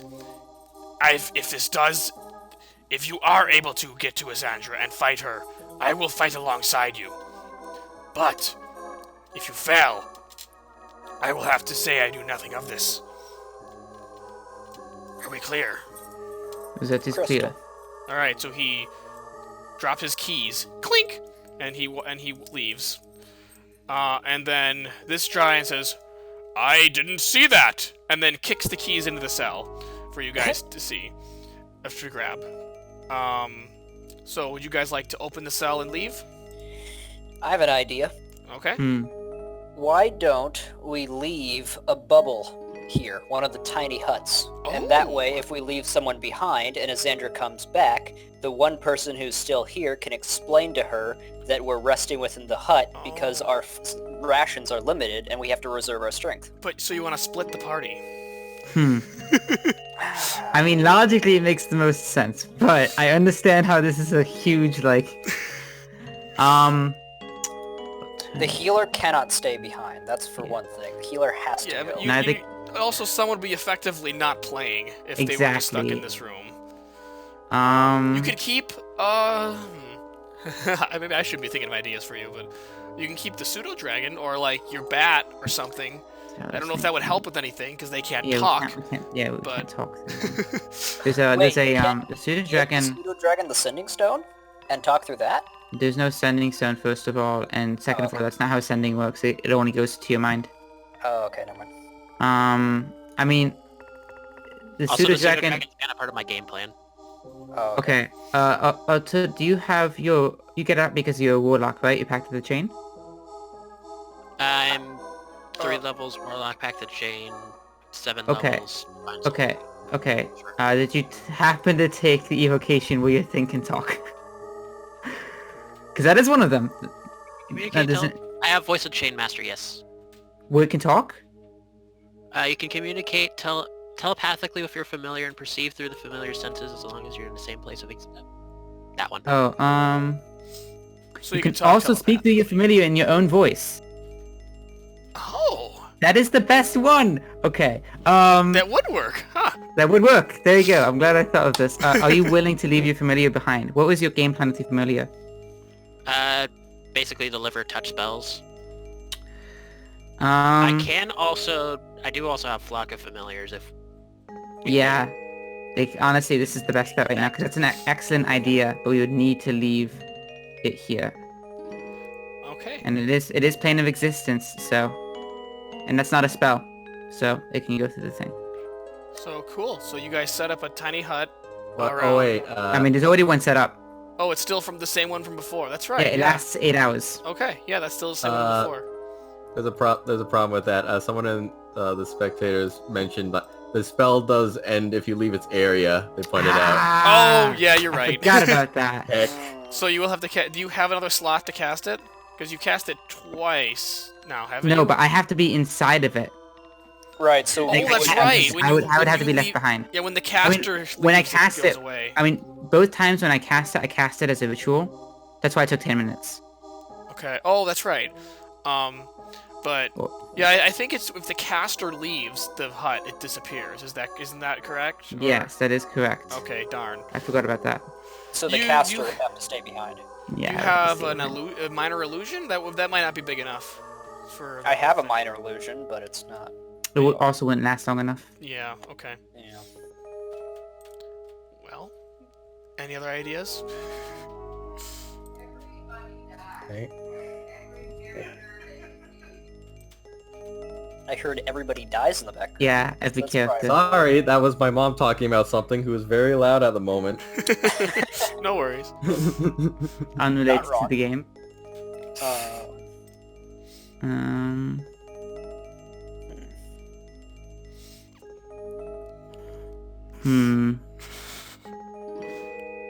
Hey, I have an idea. The giant says, I could pretend to be dead when she comes. I don't know how effective that would be. Because you guys would have broken out and killed me. And then... She likely has a way of telling that sort of thing. Oh, you're right. What's more, the idea is to not assume suspicion of escape. Oh, additionally... Well, we could have suspicion of escape by the time she gets back. And it would take her some time to... I don't know about fighting her in her own terrain. If she is to come back, do you think she would come back in here? I don't know where she's gonna go. She teleports everywhere all the time. It's like poof, poof, poof. It's ridiculous.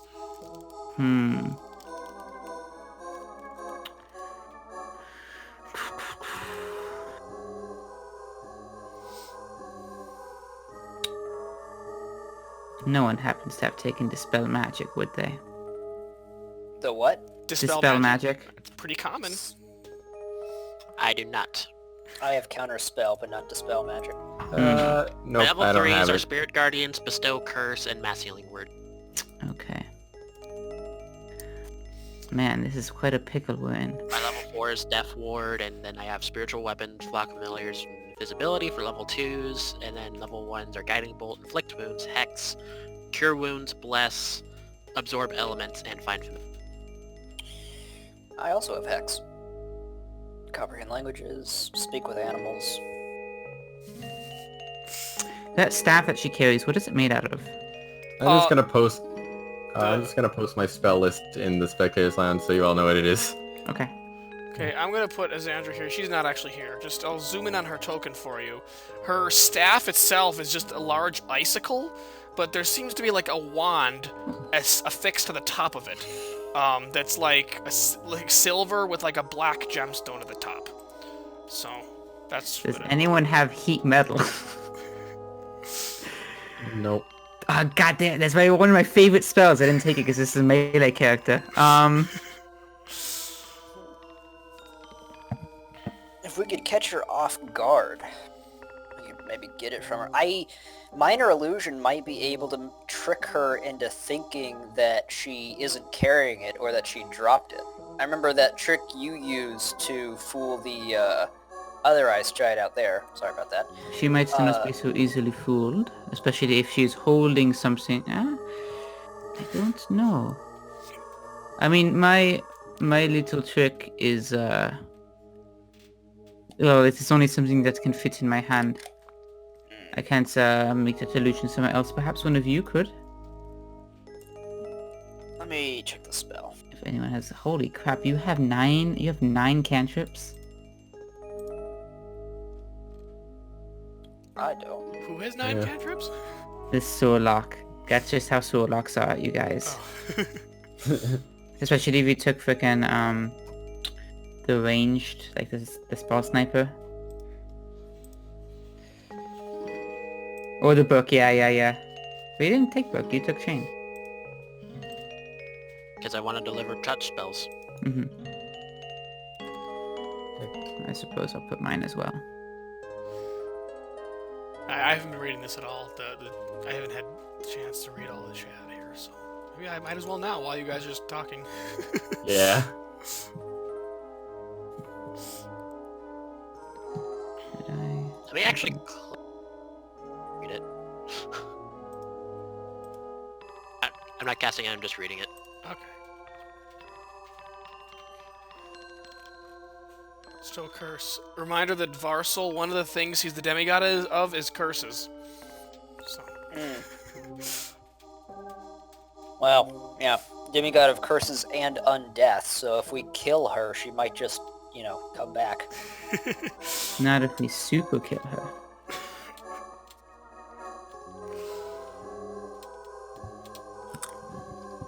Yeah. Get a industrial wood chipper. Oh, apparently before can't dragons turn into humans normally. I didn't think Yeah. all of them can normally. I thought all Yeah, dragons they have a can. natural ability to true polymorph and do Yes. pretty much whatever they want. At will. Yeah. At least any humanoid. Yeah. And there's also a bit of like rules thing because technically you can't true polymorph something that can shape change, but dragons aren't technically considered shape changers, but they can shape change, so it's They a basically weird. have the best of both Okay. worlds, where Yeah, they get the benefits without the downsides. See, I did think of that when I did have a feeling that was an ability that basically what she did was not just a normal polymorph. It was more of a curse to stay in the current in that form permanently. So, Okay. so even if he had that ability in the first place, she basically forced him to be into that and has now trapped him in that form. Of I course, was thinking of past the pointing that quiet out, but I dragon didn't want to be a girl. rules lawyer.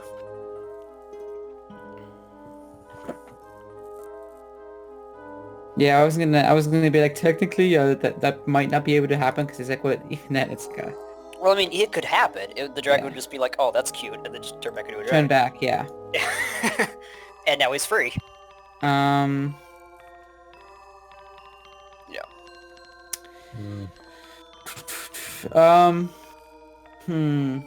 So it looks like the only way we can continue with the other strategy is if someone stays behind. So do we like that, or do we just want to say screw it and try to escape? I don't want to stay behind. Yeah. Especially because then, like, my character would probably be stuck here. Like, I guess if he killed Lysandre, it wouldn't be, but, like, that's like it's more of a gamble. Well- I don't really know what else we can do. Okay, let's just move with haste at this point, because like, the longer we wait, the higher chance you might come back. Fair enough. How many of us have invisibility? I do. I do.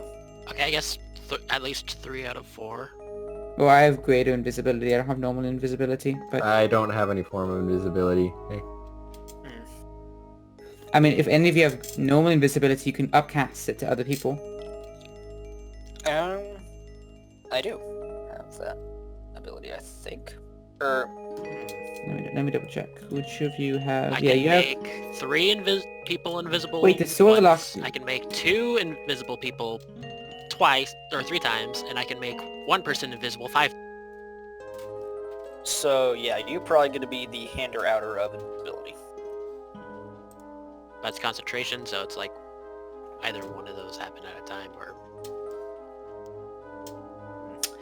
Yeah, you should probably make 3 people invisible, and then I can make myself invisible with the greater greater invisibility. Yeah. You can do that? What? if you upcast invisibility, you can target 1 additional creature. Here's the thing. Wait, is invisibility that also just lasts a minute, right? Or does that last like an hour?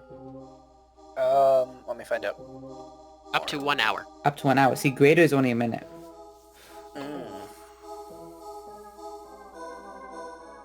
You. Yeah. Alternatively, we could just say screw the invisibility. Here's the thing. Okay, traveling outside this fortress, Vosas has been out there. It's not a fun time. Well, you haven't been out there recently. Maybe the storm passed by now. Maybe. He has a point. We can ask the giant, she just went out. That's true, she did. Excuse me. Yes? How is the weather outside? It's snowy. But if you're asking about the storm earlier, no, that passed. Oh, okay. Look, I tell you what, if she comes back, you do not want to be here, correct? If we are not here. Sure.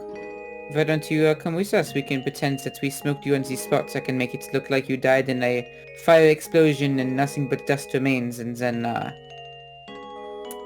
your skin can be saved a little bit, at least for a while. I come with you? Yes. To... how would that work? Well, you don't necessarily have to stay with us for long, but simply leave this area for a little bit so it looks like you have died and been disintegrated.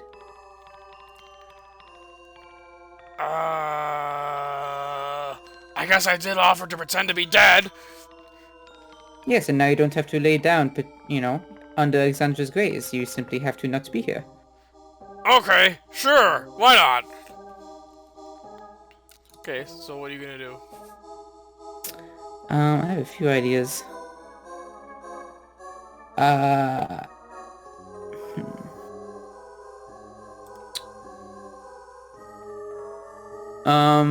And the spot where she's standing, if she steps aside. Step aside like this, or? Like further away from us, kind of thing. First of all, let's open the frickin' door. Okay, you unlock the door and open it. Yeah. It kind of slides into the wall, and it's like that now. Okay. I start firebolting the area, particularly where she was standing. Okay. So. I look at the others like, you guys want to help me out with this? I mean, there's nothing really flammable, so you're kind of just scorching the ground a little. That's fine. I can just throw my coat into there. Okay, you can do that, sure. Yeah, just throw my coat in there. That'll make fine ashes. Okay. Sure. Oh, I have an idea! She takes off her own cape after you say that, and she throws it down. Oh, that's a good idea. I'll set that on fire, but I won't like burn the entire thing. I'll try to like say it's clear it's like part of her cloak that is there. Okay. I'll set that on the heap of ashes. That's fine. I've got more of them. No, the whole point is so like when Azanja comes back, it's like, Oh, it's her cloak. Oh, I get it. Okay, so. Oh. So. Okay. Sure. You've made a scene. It looks like fire. I guess I could draw it if you want. Otherwise, you're leaving anyway. So, yeah, you've made a scene where there's a cloak on fire and your lab coat is on fire. There's some scorched ground. That's making some of the ice on the walls melt. Anything else you'd like to do? No, that's pretty good. Okay, do you take the jail cell keys with you? Yeah, sure, why not? Okay. So then you're gonna leave out the door here? Mm-hmm. Okay, and then she will follow behind you.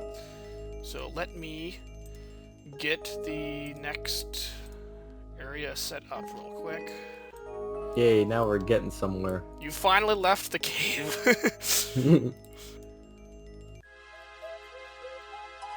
Yay. Okay, here you are, where Vosa was very briefly last session. You currently exit, and you come to basically... Well, there was a staircase going up before, and it continues onto like a flat area. And now that there's more stairs, they're giant-sized stairs, so you kind of have to climb up each step. The snow is very high, so I would consider almost everywhere difficult terrain right now, because it's very deep, hard to walk through. But nothing's really inhibiting you in any way. There's the harsh winds and the freezing temperatures are no longer a threat like they were before. So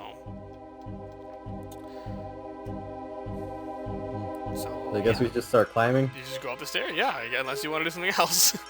Let's just start climbing.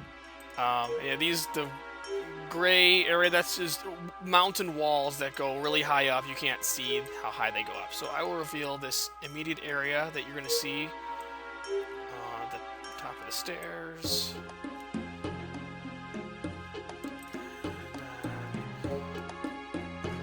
Are you guys invisible or no? No. You're not invisible yet? I'm not. Right, not yet. Okay, well you come up to see some people here. Okay, so let me explain what everything is. You guys are currently still on, you're on basically a walkway cut into the mountain. As you go off this way, straight to your north is a cliff. It's not doing anything, hold on.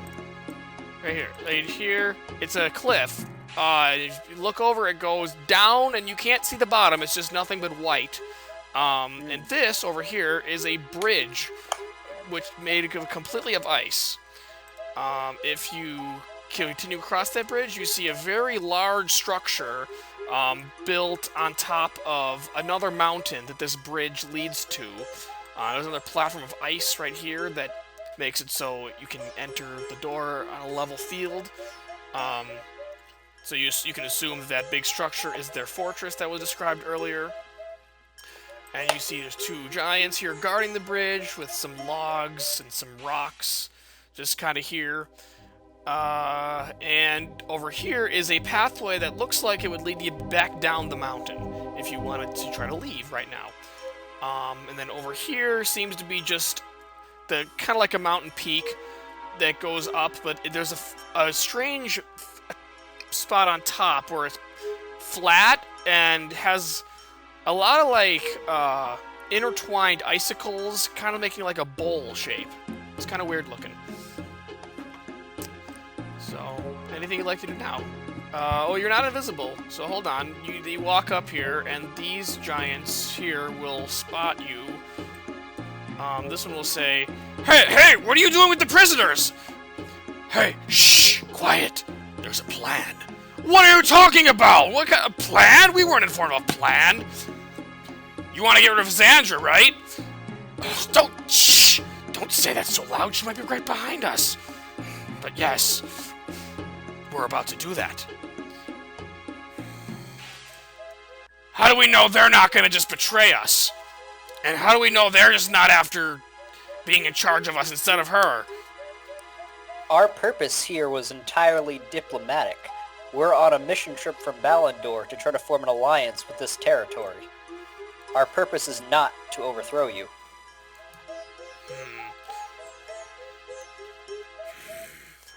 Does the chief know about this? Yes, actually. The chief is the one who told me to do it. He did just walk by not long ago. I was wondering what he was doing down there. The chieftain is the one who freed us in the first place. I suppose. You better not cause any trouble. Alright. Where are you planning to take them? I don't know, I was following that. Where are we going? Azandra's room. Oh, I don't want to go in there. You don't have to. I guess we're going to Azandra's room. Be my guest. So, they're gonna let you past if you'd like to go. So you would like to cross the bridge and go in the structure, or is there something else you'd like to do? I get. I'll Can we ask. inquire about the bowl? Yeah. What that is? Oh, that's old, that's Bird Brain's nest. Bird brain? Yeah, Bird Brain, that's what we call him. Or her? I don't actually know. It's a humongous bird that lives around here. It doesn't bother us. In fact, it kind of helps us defend this place. It also catches us mammoths every once in a while and drops them here. That is quite interesting. So, I will start to go across the bridge. okay. There's nothing stopping you, so I'll say you go completely across the bridge. You want to go in the entrance to the building?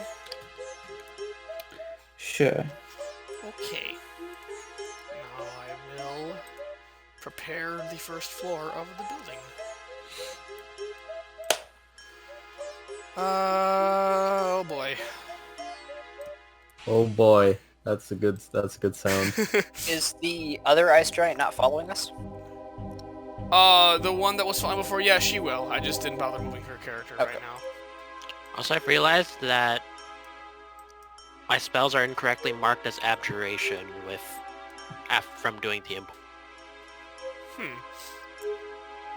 That doesn't matter too much, does it? No, but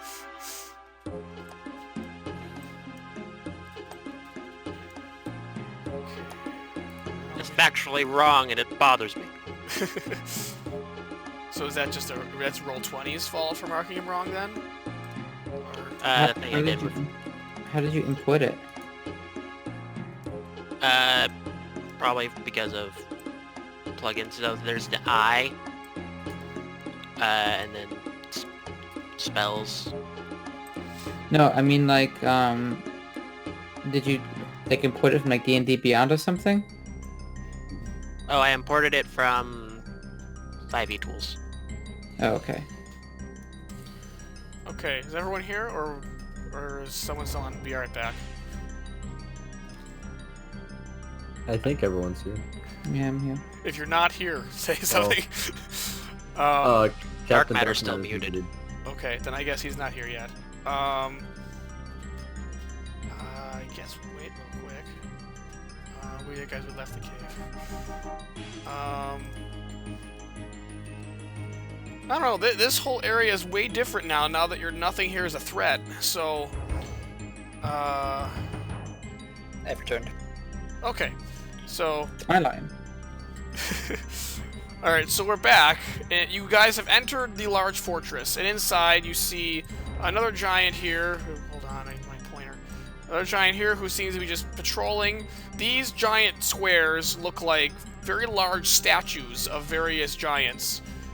Here's a door to the next room, and on each end of the hallway you see spiral staircases that go up. You saw a balcony outside when you walked in. You can assume that those lead up to a second floor which can walk out to that balcony. So, where would you like to go next? This giant here just kind of gives a nod to this one, so you can assume the chief must have said something to her.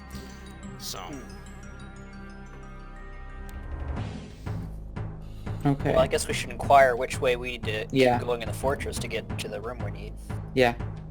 Oh, that's right. You guys don't know this place. Xandra's room.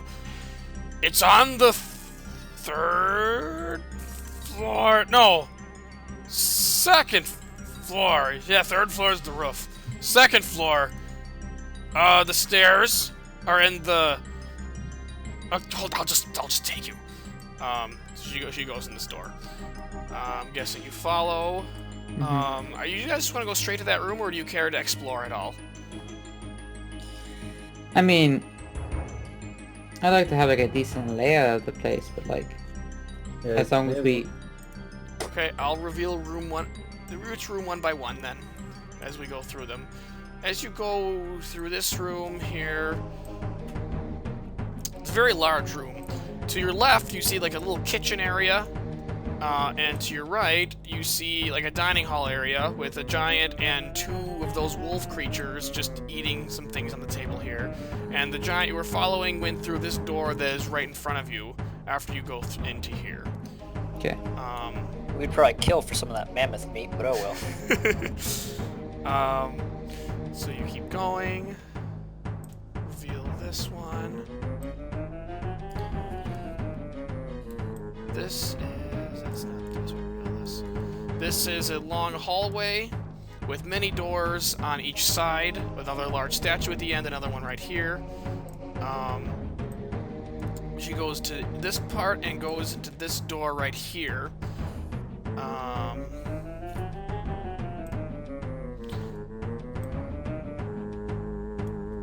This room appears to be a large armory of sorts. It has all sorts of, well, giant-sized weapons, giant axes, giant swords, giant spears, giant-sized armor and shields. And she keeps going. So, anything you want to do in this room, or just keep going? We're just gonna keep going, I guess. Yeah, go giant size, like... Okay. And then... This seems to be a sleeping quarters, where there's just very giant-sized beds everywhere. There's 3 currently sleeping on them. She says, she just points to the stairs, and she doesn't walk any further. So she's gonna stay here, but she points to the stairs, telling you to go up there. Is this the green? Yeah. The green is the stairs, yes. So, okay, I will get the second floor ready then. Is it nearing nighttime now? In, time in-game? Yeah. That's a good question. It's been probably about 9 hours since we started. Yes. You weren't aware really what time it was when you started, though. I would say it would either had to have been night. I think it was, like, very early morning. Like we'll say, like, 6 a.m., probably when you first stepped outside that one time. So 8 hours later, it's like midday right now. Okay. So, okay, it's ready. So, go to the second floor. It looks to be just another room of more sleeping quarters, but there is this red here is not a door. It's actually leaking over from the room next to it. This is a door here, but you notice, hold on. This door here, you notice is not giant-sized. It's normal person-sized. So that is kind of intriguing, I guess. Okay. Yeah, that stands out. Go up to... I'll check for traps. Okay. There's no traps. Okay. So you go in that room, and you see a very... It looks like at first, a typical wizard's room with, like, there's a cauldron here. Hold on. There's, like, a cauldron here. These are some racks of certain books and spell components. There's a desk over here where it looks like there's, like, copying down spell information. And there's just a random ice bed over here. But then there's, like, this altar over here. Clearly is some sort of altar dedicated to Varsal, and then over here looks to be a teleportation circle. So, I wonder if we destroy the teleportation circle if she won't be able to return. I don't know. So, So what is your next plan? You just want to wait in the round of this room for her, or? What's the thing at the top, middle of the? Is that just her bed? That's just a bed, yeah. Okay. We could take a chance to raid her stockpile of spell components for anything that we need if you have prepared spells that you need spell components for. I think we established that we now have everything. That Yeah, we I guess I need. didn't need to give you all that, did I? You haven't gotten any combat since this point. This was the part I originally planned for you guys to be able to get back all that stuff, but Okay. I already gave that ahead of time because I felt bad. So, It's fine. Gotcha. It's alright. Oh, and I forgot to reveal there was actually a giant up here. Forgot to turn them off the right layer. It's not gonna matter much, but there was one sleeping right there. So I guess what is the next move? Just wait for her? Or... Does anyone want to do an Arcana check on that? You can. Someone can. I'm gonna do a check on like what she was working on her desk. Okay. Sure. Hold on. What? I'll be right back. Okay. Okay. I'm gonna look up what languages you know. My Arcana's can't- not the best. What's that? Oh, what were you checking with your Arcana? The altar? Oh, I was just trying to see who had the best Arcana to check the altar. Try to Oh. figure out what it does. Okay. Well, first of all, you go to look at her books. You unfortunately cannot read them. They're in a language you do not know. Do I recognize what language it could be even if I don't know it? I guess that would be maybe a straight intelligence check. Okay. Nope. Nope. Okay. You're pretty sure it's foreign. I will take 10 minutes and cast Comprehend Languages.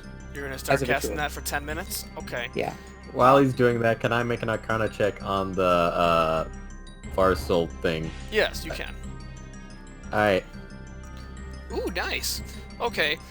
You can tell it's basically... It doesn't really have any magic properties to it. It just apparently is like a shrine she made of him. Like, it just shows that she's kind of fascinated with him and his ideals and stuff. It's in itself, it doesn't, like, do anything magical. It's just kind of a collection of items and other religious artifacts relating to him. That, I see. so...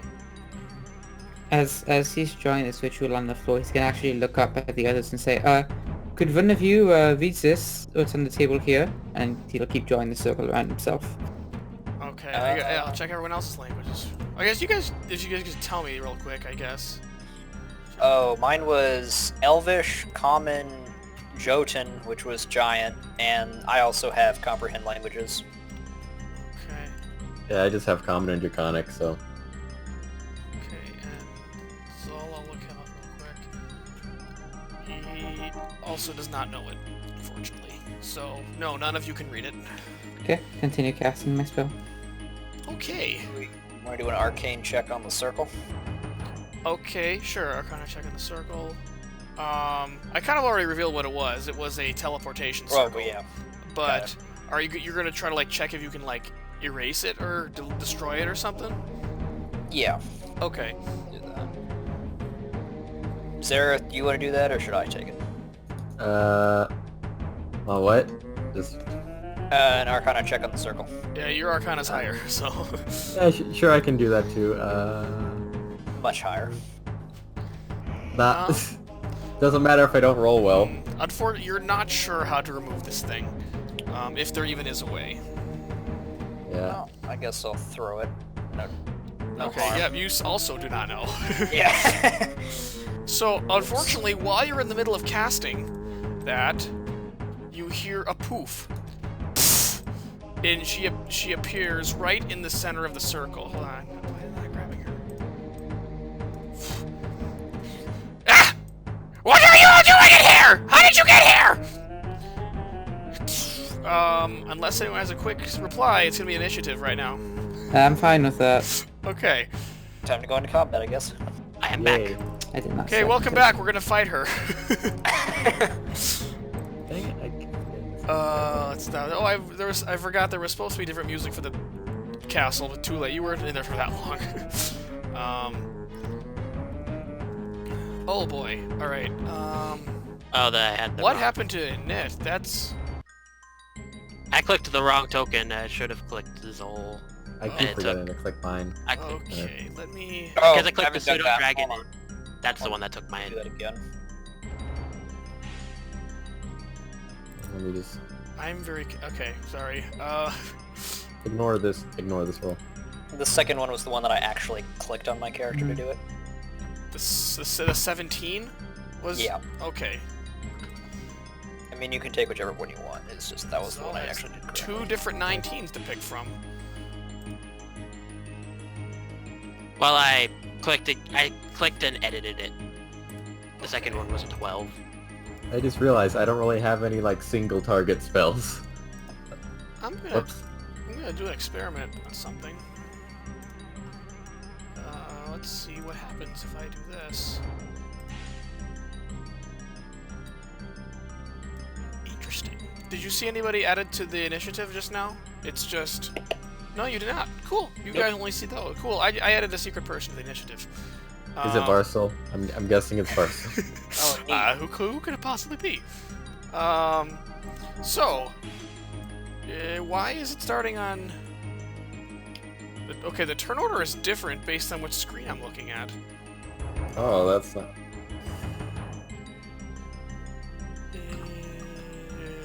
Yeah, right now it's on... Vosa is the top of the turn order on my GM screen. On the... I'm not even there on mine. You're not even there? Then let Nope. me just Why is it not? delete you from my screen.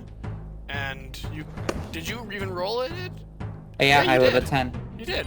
Okay. Hold on. I will add you then. If I can, if it lets me. Okay. Why is it? I don't know why it starts on Xerith. It would definitely start on Zol and the pseudo dragon. So.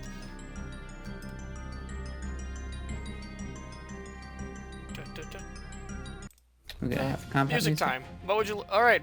You start. What would you like to do? Zol and the First. pseudo dragon. The pseudo dragon goes there as I have it delivered. Good old shocking grasp. Cool. Alright. Alright, cool. So no reactions, takes 10 lightning. Let me...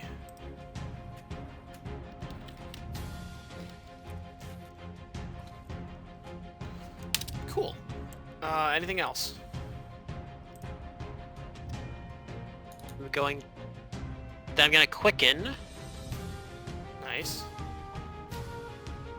a bliss to the party. Oh, very nice. Okay. Or let's see, target three Three creatures, so creatures. everyone but Zol. Okay. So everyone can now add a d4 to all of their attack rolls or skill checks. And saving Nice. throws. And saving throws, yes. So, cool. Then you're gonna have the familiar retreat, Okay. and I end. Okay, cool. And also, I guess I didn't say this part of the Varsal's altar, that's kind of just a bunch of little things on the ground, so they're not really obstructing anything if you try to hide behind them. It's just like a rug rolled out with a bunch of little artifacts and other things. So anyway, that would be you went. Next would be Hada. Okay. I'm going to cast invisibility on myself, and Okay. then I will bug out to the corner. Oh, all right. What's your warlock level? 7. So you could just slap it on Xerith just because you can, because it's automatically upcasted. Oh, well, in that case, I'll do both. Yeah. Cool. So both Hada and Xerith are invisible. And now I will go over here to actually set up for combat, because it Okay. takes actions for me to do that. Okay. So you're gonna just hide over there, and that's end turn then? Yep. So next is her. Let's see. I will have her. Just get out of my room! I'm going to cast that. That didn't do anything. Oh, there we go.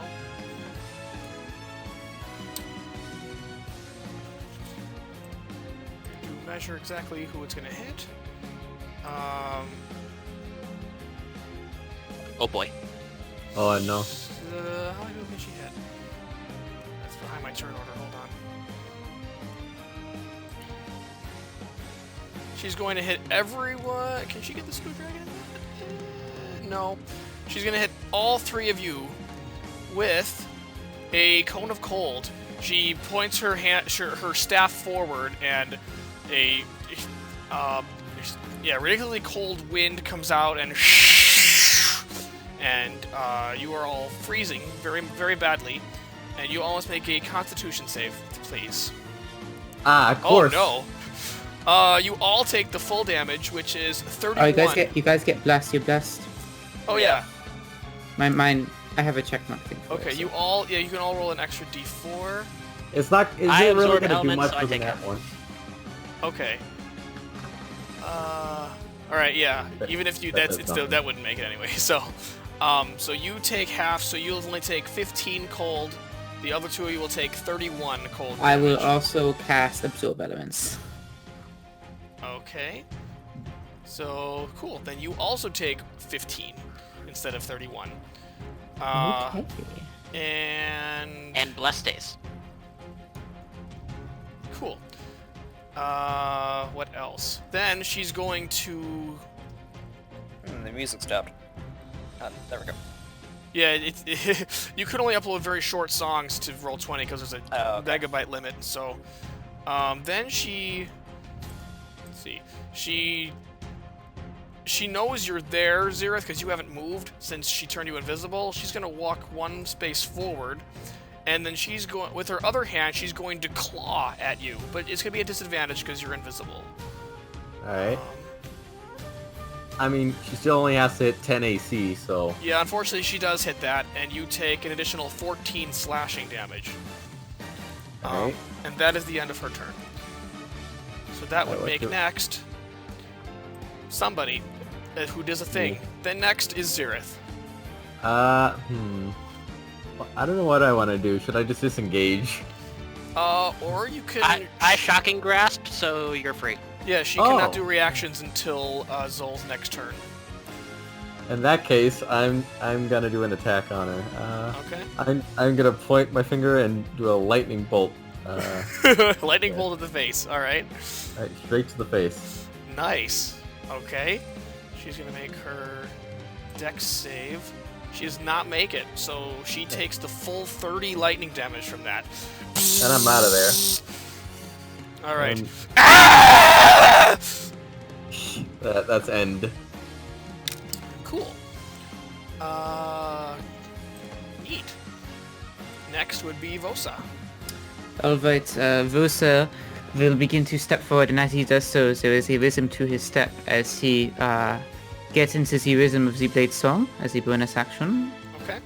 And then as he does so and advances closer and closer to Azandra, with each step he takes, his form seems to shift slightly, and then it shifts a little in the other direction. And over the course of a few seconds, 2 versions of Vosa appear, 3 versions of him in fact, appear to either side as I cast Mirror Image. Nice.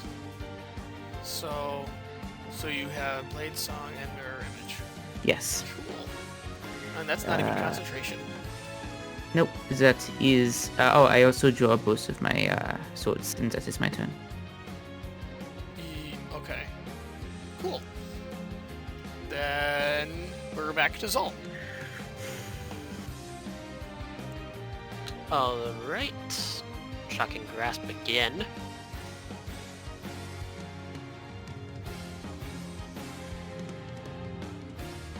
Alright, that hits her. Yeah, she takes 11 And lightning. I'm gonna add a spiritual weapon as a bonus action Sick. Cool. somewhere next to her. Okay, I can try to add something like that. Hold on. Pink dot pseudo dragon is a spiritual weapon. The pink. Oh, okay, that works. All right, so that attacks. These spiritual weapons just in the shape of another pseudo dragon. Guys, Alright, having well, stands be a spiritual weapon is like the best thing ever. Oh, so Or that was Spirit Guardian. 16. Unfortunately, that does not hit her. She moves out of the way real quick of that. So, but that is it. So I'm gonna move a little lower in case she tries to cone of cold again, and I shall okay. move that back and end. Cool. Then we are back to Hada. Okay. I am going to cast Mage Armor on myself, and then I'll pass it on. All right. So that'll give me an AC of 15. Oh I wow. believe. Is that taken into consideration the shield I gave you earlier? Yeah, unfortunately. Okay. All right. That's less than I thought it would be, but all right. All You right. can give me Next. 17 if you want, but it's 15. Okay. Let's see. And you're still invisible over there, right? So she does not. Yep. She would not see you. But. Let's see. Okay. She is going to, with her staff, she conjures a. Looks like a small ball of ice, and launches it. We'll figure out where she launches it. Probably right around here. This is a radius, right? From the middle to the outside of a circle? Yeah. That hits the whole room then. That includes herself, though. Oh. She casts... Yeah, she shoots a little ball and explodes in an ice energy. It sounds kind of like an ice fireball, but it is not quite that. It didn't do the save. What you need to make a Constitution saving throw. Everybody, Everybody. because it hits the whole room. You guys are still blessed. Yes, you are all still blessed. So.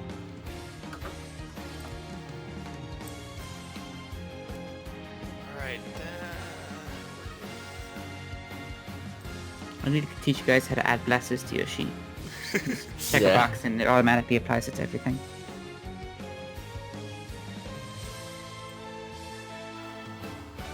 just double checking something. And ice, so absorb elements again. Alright, cool. Let's see. So mine was a 19, I think. Yes, so you and Vosa, Hada and Vosa make the save. Xerith does not, and neither does Zul, but Zul's using absorb elements anyway.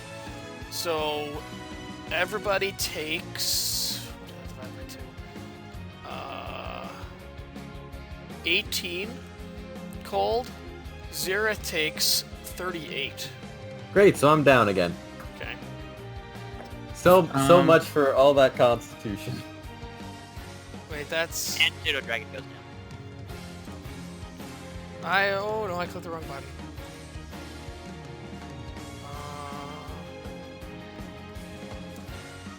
Wrong. It was actually 19. Or. And Bless is still in. Okay. 19 points. Sorry, I accidentally just clicked my desktop and all my windows downsized. So. Yeah, I'm gonna use absorb elements again. Okay. So So. take 9. So half of that, so you take 9. Okay. Cool. And then she's going to claw at Vosa right here. One of the Vosas that she sees. Okay. Does a 23 hit you? Dice Let's see, needs to be rolled first for mirror image. Yeah, I need to roll the dice first for mirror image. So, hold on. Roll a d20. So, Yeah, that determines which one it hits, right? yeah. So, you must roll a 6 or higher. Did I roll a 6? I rolled a 5. So no, it does hit 5. me. And so it doesn't. It hits me, not one of my illusory duplicates. And you said it's a 23 to hit. Yeah. Yeah, that hits, and I just use my reaction for absorb elements. So, Okay, darn. So yeah, you take 16 slashing from her claw. oh man. And then that is, yeah, that is. Actually, no, you can't take a reaction, can you? So she's gonna. She's gonna take a step back and go into the middle of her circle over here, Okay. and she will end her turn right there. Next we have Mystery Person, who has just finished coming up the stairs. It is the Chief. He is finished coming up the stairs. That is his turn. We are on Xerith now. It was down, so... Yeah, so that's a death Hey! save. Oh, hey, you are back up with 1 HP! Now we can do the thing. Alright, now I'm gonna move. I'm gonna cast Haste on Minnette's character, whose name I forgot, I'm sorry. Vosa, it's fine. Vosa. Alright, cool. Yeah. And I'm just gonna stay back and then end turn. That was lucky. That was very I lucky. was expecting to just get another natural 1, honestly. No, that's to make up for the natural one Balance. from last Yeah. Yeah. Luck's turning around finally. So yeah, you now have +2 AC, and you can make 2 actions per turn. So that's your turn then. We are at Activosa. Vosa will look at the circle on the ground there, and as Andrew, have you seen it? And say, "Oh, I don't think so." And he will cast Firebolt right where she stands. Fireball, okay. And that's Firebolt, Fireball. Oh, Fireball. Oh, Is that gonna hit the spiritual that's weapon? good. That's gonna hit everybody else. The spiritual weapon does not have HP.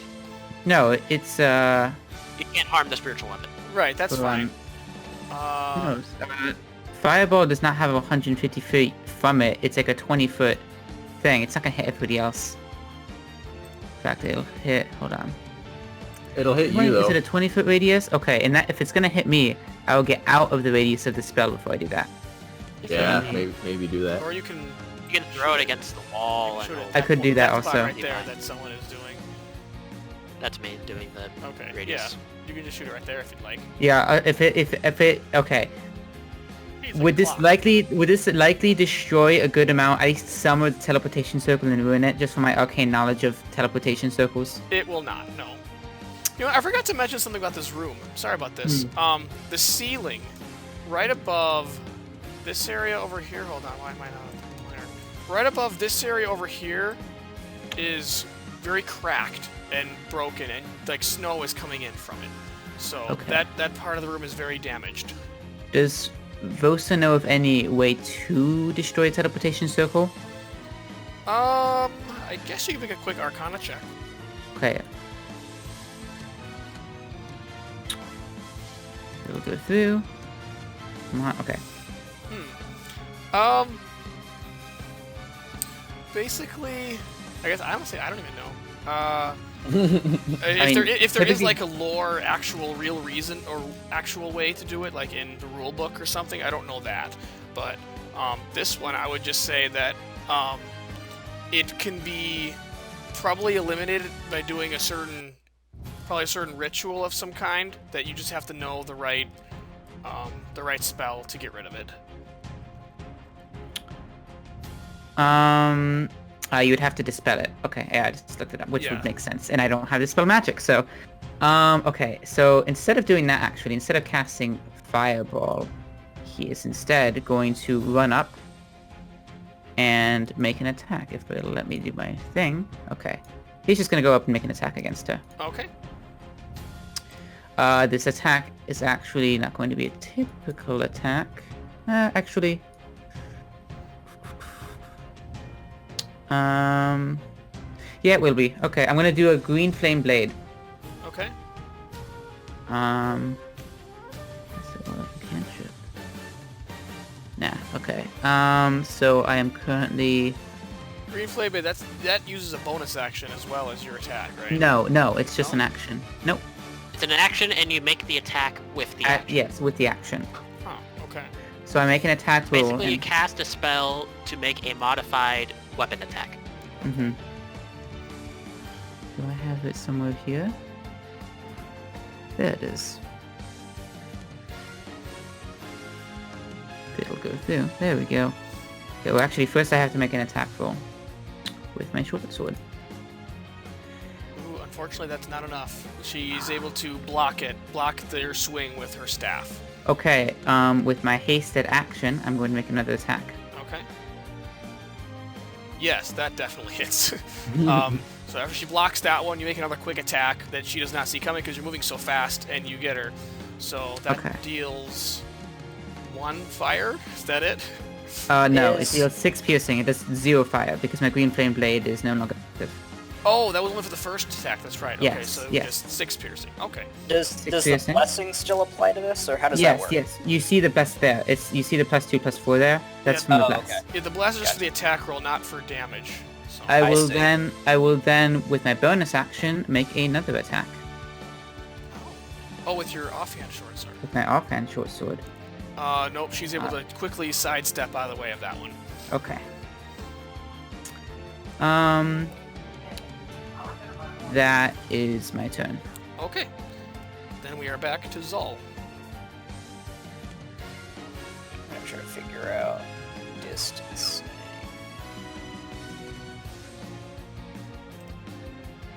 Going to move. Oh shoot! I forgot Good. something. What did you forget? I don't know if it'll actually do anything, but she takes 3 cold damage 3 from what? What's that damage from? from Absorb elements. Absorb elements. Oh, that's right. Okay. She takes 3 cold. You said. Yeah, Yeah, I don't no, know that- if it'll actually. That unfortunately she does. You can tell that doesn't do anything to her. Okay. So. So first, I'll Death Ward myself. So I Okay. basically have the revenge ability. Cool. And then I'm going to Healing Light Xerith. Okay. Feeling like who? 19 healing for Xerith. Oh, thanks. So you should be up to 20 now. Cool.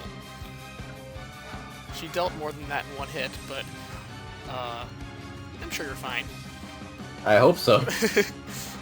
Is that all then? Yep. All right. We are on Hada, who Cool. is almost going to do something. Yes, I will be using my action surge ability to get into the fight this turn. Okay. So the first action I'm going to use to summon my weapon, which is going to be a longsword, Okay. and then I'm going to try to figure out this. So with Rally, it says you can use a bonus action and expend a superiority dice to bolster the resolve of one of your companions, and they gain temporary hit points and all that, and you forgo 1 attack when you do that. If you have a weapon that can do 2 attacks per attack action, can I use that ability twice, or would that be considered 2 bonus actions? How does that work? I don't actually know the exact ruling. I feel like it means you have to forego one of your actual attacks to use it, meaning you would use 1 attack to hit him, and the second attack would be, instead of attacking, you'd use The Rally? You'd use the rally. I don't believe you can use more than 1 in the same turn. I don't know if there's ever a clear rule that says when you Maneuvers? can or can't. Use a bonus. Oh no, you can't use more than 1 bonus action in 1 turn. Okay. Well, yeah, it would be the bonus action to use rally once. That's right. So you wouldn't be able Yeah. to do it a second time. Okay. Yeah.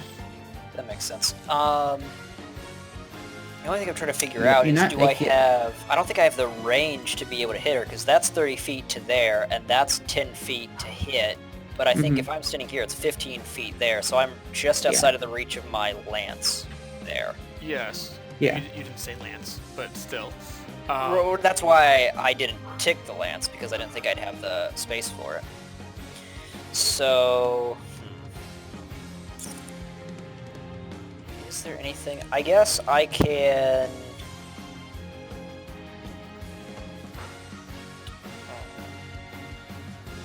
That's a bonus action as well. I guess I'll use the second action to cast Eldritch Blast. Okay, yeah, that works. That does not hit her, though. more Unfortunately, it kind of just tings against her skin, which now that you're looking at it, it's actually hard as ice, so it's very solid and armory naturally. You get Nice. 1 more Eldritch Blast shot. Yep. Well. And that just goes off in the complete wrong direction, hits the wall. Rip. So, Okay. I'll move my 30 feet into what would be good range. okay, cool. Then I guess that is it. And you're no longer Yep. invisible because you did that. And Right. Xerith probably wouldn't be either anymore, right? Or because Xerith hasn't made an attack. Hasn't he? No? I No? think he lightning bolted, so... Yeah. Oh, yeah, he did lightning lightning bolt. Oh, no, yeah, he did. Okay, yeah. Okay. All the way at the start, yeah. Okay, so we are back to Azandra. She is... Let's see, what should we do this time? When she's casting her spells, do they seem to also be coming from the staff or from her? The last ones that the two she just cast, the Cone of Cold and the whatever the second thing was, those she casted. Like she raised the staff, but it did not give off the same like glow that it does when she used teleport. So Okay. you get the feeling those are ones that she knows innately, Okay. not from the staff itself.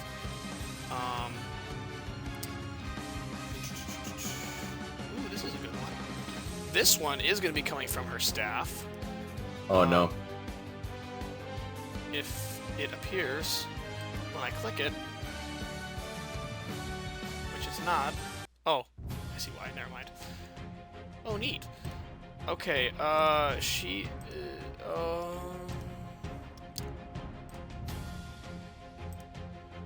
We just double check everything on it. Okay, so she points the wand that's at the end of her staff at Vosa, and a small green ray shoots out of it at you. Okay. And you need to make a dexterity saving throw, please. Uh-oh. So you feel the ray hit you, and you start to feel your body start to pull, almost rip apart from the inside. You Shoot. take I hate this 76 spell. force damage. Oh. I just died, you guys! Vosa is dust. You have been disintegrated. That's wonderful. Okay. Do you have any last words?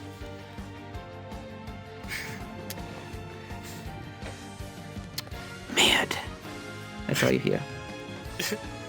Okay, so unfortunately, that happened. Let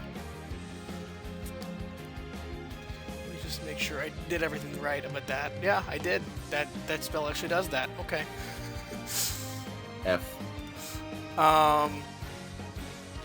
So after that, she will go for. She will walk towards Hada over here. Wrong there. And she will make a claw attack against you. Unfortunately, she gets a nat 20 on that, which deals 17 slashing damage. Okay. So, and that is the end of her turn. Next, we are on the Chief, who is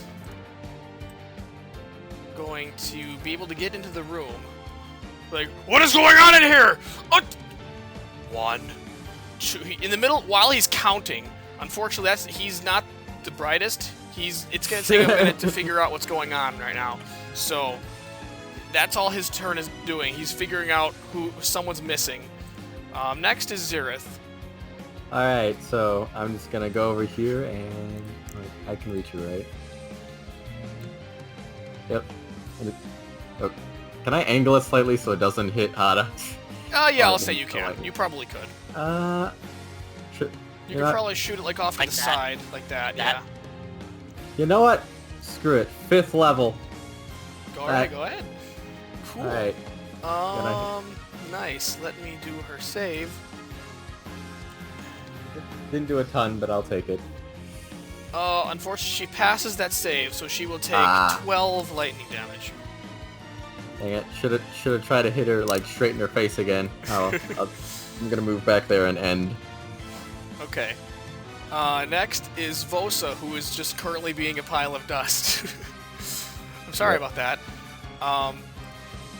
Next we have Zol. Oh wait, did you factor in the damage from the higher level cast? Yeah. Oh, I mean, that's from the higher level cast. No, I did Yeah. not. So 4 additional, right? Is that what Yeah. It's not much, but I'll take what I can Yeah, get. no, yeah, sure. I thought that would add it to the total, but I guess it didn't. Okay. I'm going to...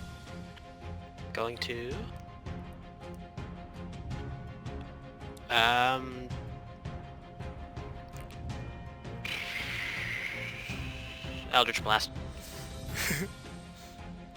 Alright, the first one she just barely gets out of the way of. The second one, that definitely hits, and she takes 13 force. And then whack with the spiritual weapon. Cool. And that also hits, and another 9 force. Alright, she's looking pretty hurt now. And move a little more, and end. Alright. Next, we got Hada. Cool. I am going to... Let's see... Yep. Okay. I'm going to do 2 attacks with my longsword. And I'll roll the d4 for the blessing. Okay. The first one does hit, so 16 slide. Ooh. After that hits her, she's like, "No, no, please spare me!" Do you still do your second attack? Yeah. Okay. If roll 20 will, there we go. Oh, unfortunately no. That one she gets out of the way of. Out of 15. No, still. That one's always missed. Still a nat 1. Yeah. Okay. Unfortunately. Oh, was it a nat one? Oh, really? Yeah, it was. Okay. It wouldn't have been enough anyway, just so you know. So even if the nat one didn't automatically miss, so. Gotcha. I'm going to use my second wind as a bonus action to try to gain 1d10 plus 3 health. Okay, feel free. So I'll gain 13 health back. Nice, perfect. I never get those when I do second wins. Alright, next we're on her. She notices the chief walking in. She's like, "Chief, help me out! They're gonna kill me!" And now, he is like, "Ugh, I don't want to help you! Ever since you came, things have been worse!" And they don't have a whole lot of time to discuss during a round of combat, but I guess it's his turn next. So, would any of you like to try to persuade the chief to your side to... Yes. Chieftain, fight for your people. You know what she's doing to you won't lead your people to prosperity. Okay. And he's a... I know exactly what his answer's going to do, actually. She's going to take a bit of the dust made of Vosa, and she is going to basically start eating it. And she's just cackling maniacally. Everybody in the room, please make a wisdom saving throw. Oh no. Okay. This is messed up. You're being eaten.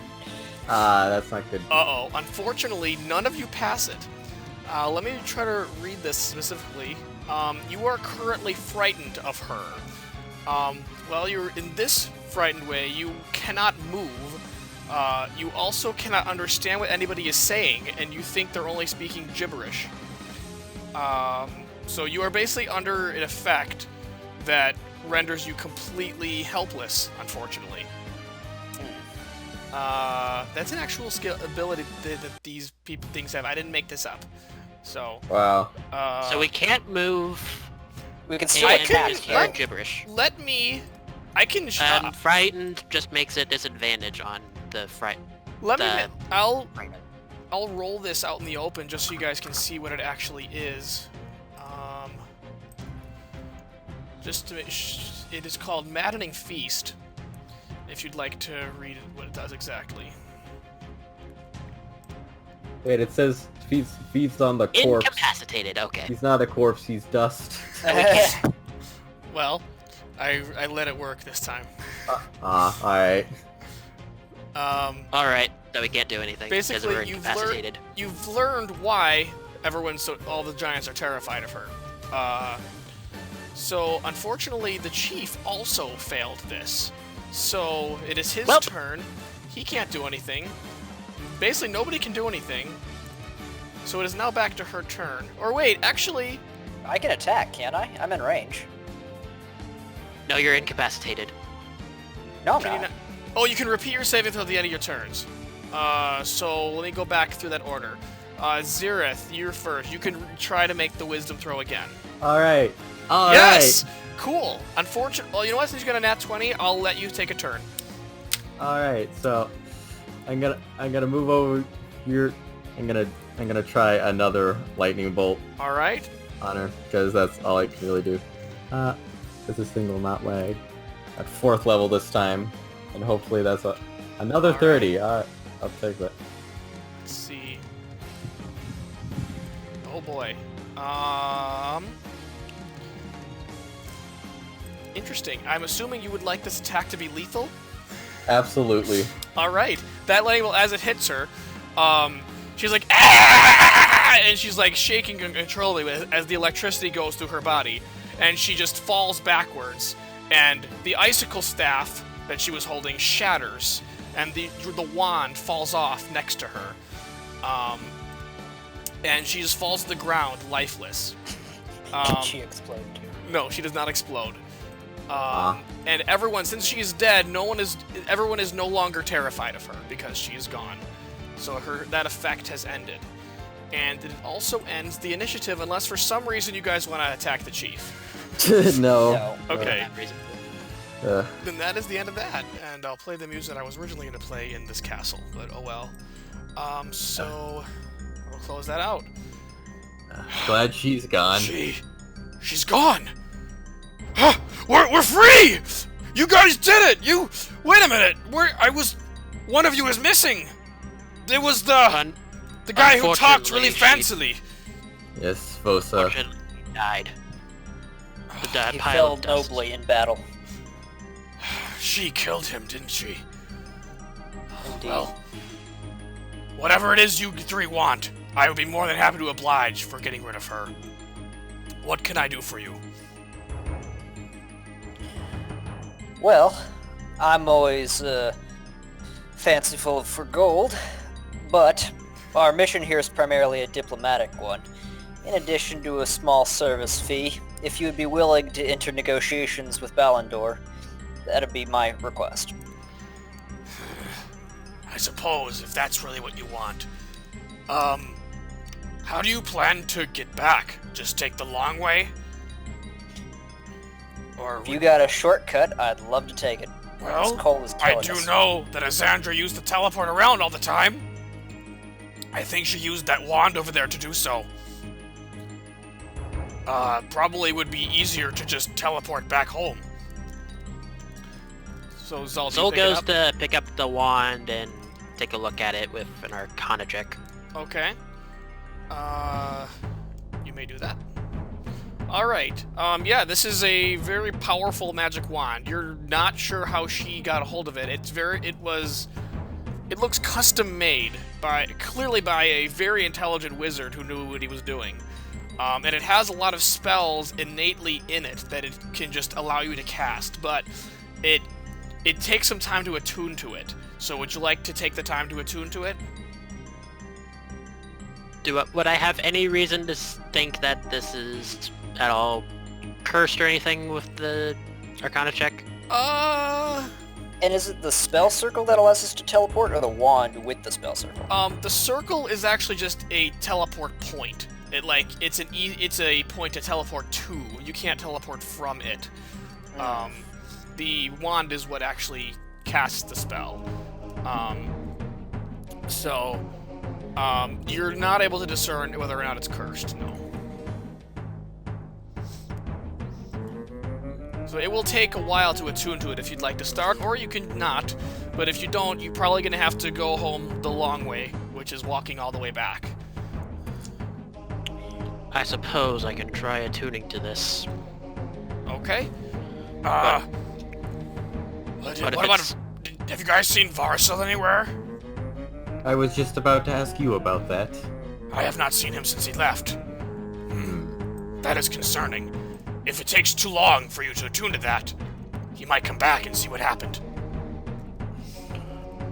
Hada, Since we're quite aware he can cast resurrection spells and necromancy, I think it'd be best if he could do something with her body.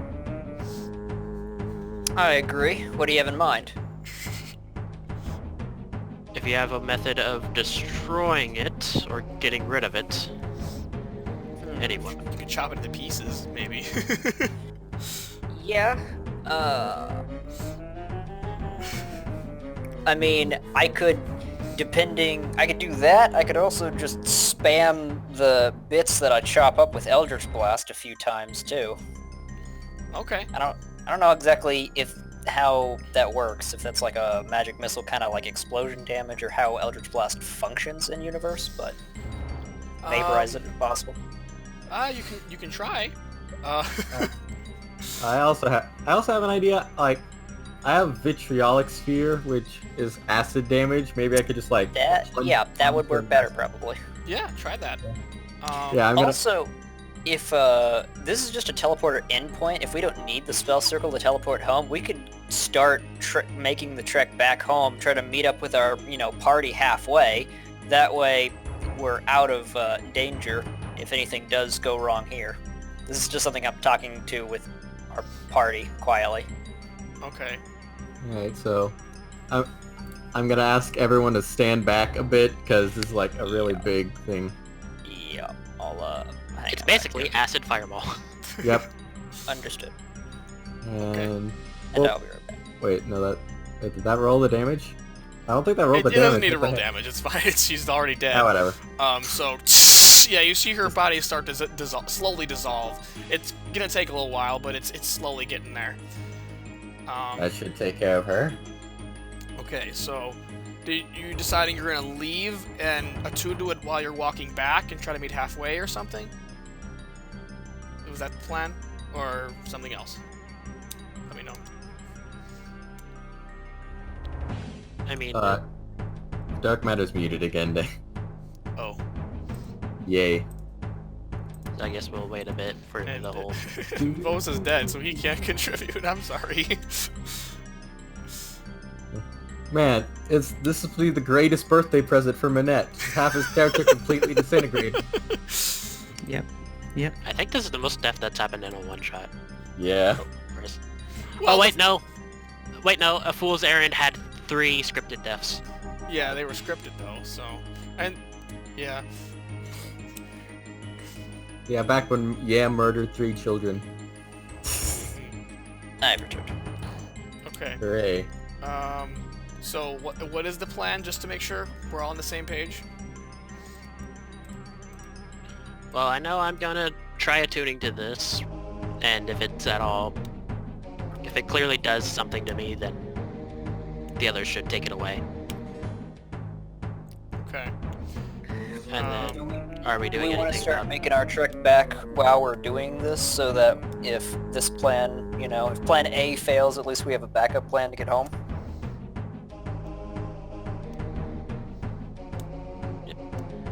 Sounds good. That's what you're doing? Okay, so you're gonna start making the trek back. Okay. So he will say goodbye.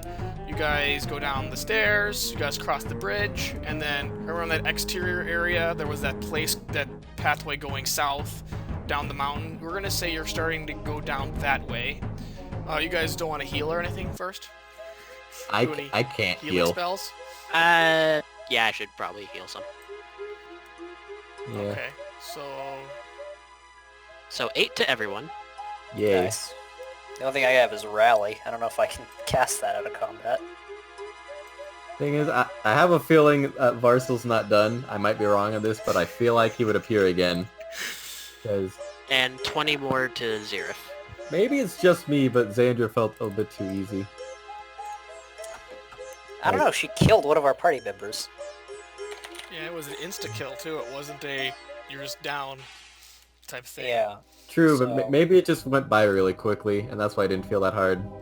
I don't know. Well, it was fighting just one person as opposed to 4 that you were doing earlier, which, Yeah. in retrospect of how difficult I made them, yeah, 2 giants is actually more difficult than her by herself. So, oops. Yeah. Oh well. It happens. And assuming if we're going to end at the same time, we got 15 minutes. That should be long enough. enough. Hopefully, Ooh. if we're cutting it close, is everyone okay with staying up slightly later than last time, or because if not, I'm we can cut Yeah, it I'm good off. with I'm that. fine. Okay. Because I know I don't like staying up late personally, so. It's not like I've been religiously adhering to my sleep schedule anyways. So All right. So this is gonna look. I'm gonna move you over. This is gonna look like a very, very simple map. Basically, you are on a mountain trail. To your right is just the wall of the mountain is too steep to climb. It just goes straight up, and to your left is a cliff going south to as far you can see nothing. It's just empty space. So you probably would be not just entering this area by now. Hold on. You would probably be somewhere near the middle of this pathway going down the mountain. And then... I imagine I have time to make another familiar. Yes, you do. And as you're hearing this way, you hear what sounds like... actually, maybe you don't. Everyone roll perception, please. ooh, alright. Good. Perception.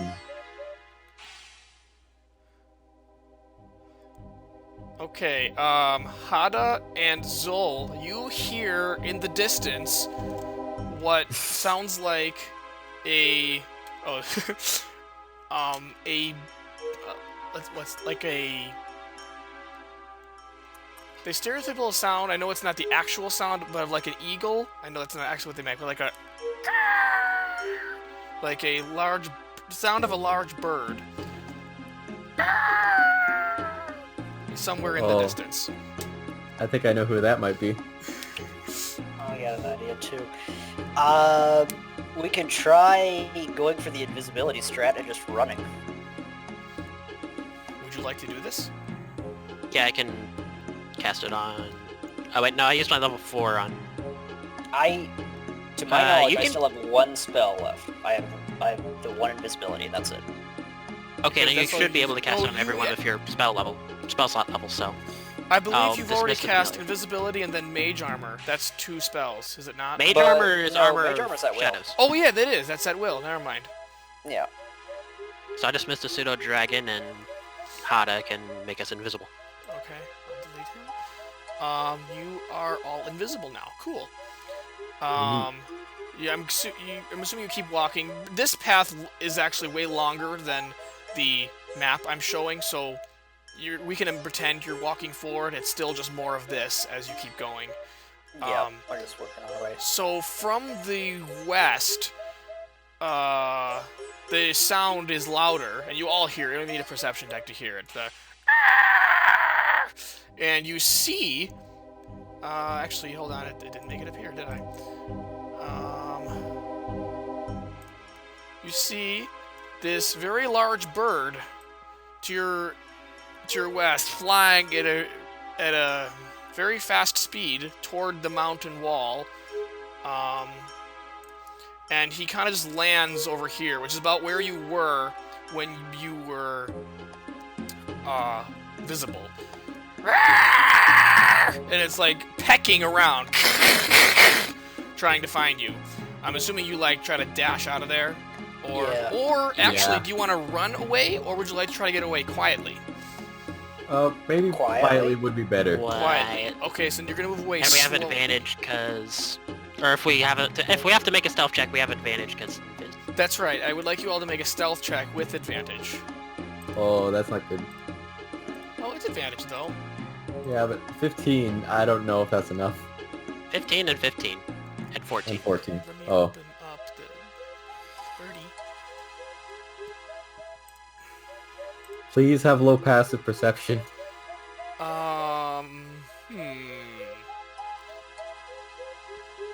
So I guess I'll just reveal this. This thing has keen sight, which gives it advantage on perception checks that rely on sight, but he can't see you, so I'm going to say that's not advantage. So I'll say this is hearing. He's listening for you. He does not hear you. You are able to escape him Ooh. without anything. So you skip that encounter entirely.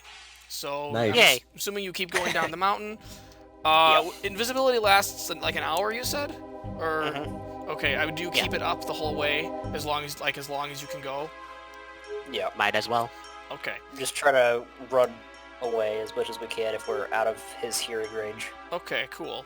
And you're still attuning to the wand, I imagine. So you've probably been traveling for about an hour and a half, I'd say.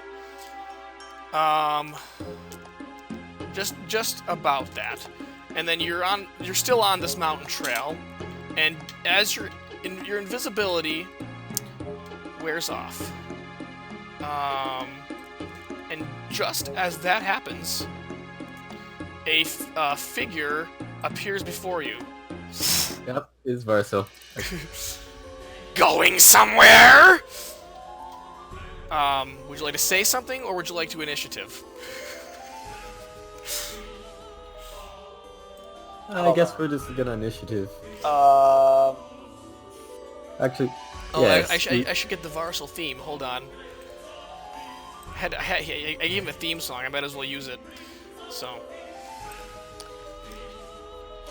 We could just, well, I don't know if this is even worth it at this point, because he probably knows. We could just try to say, hey, the Giants rebelled, and you locked us up. You can't really blame us for wanting to leave. We're not messing with you anymore.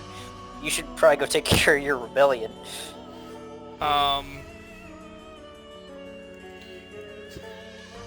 Is it? He's thinking. You killed Azandra. No, the Giant King killed Azandra. We just tried to leave in the chaos. That would be a deception check. Isn't one of you still holding her wand? Shut up. You don't see that. Minor illusion. Go away. I feel like if you're holding the wand, then the deception would have disadvantage, because he can clearly see that. Still make deception regardless. Doesn't matter. Soul would probably have it out of sight. Ooh, that is. Okay. So hold on. Do you want a minor illusion the thing? Yes. Okay. You do that real quick. He doesn't see that. Oh, well, hold on. Freaking nat 20, You got a nat. That's the wrong one. Hold on. I want to live. I want to live. Okay. So, interesting. Trying to think. Yeah, he hesitates for a minute. While he's hesitating, would you like to try to do anything? Or no?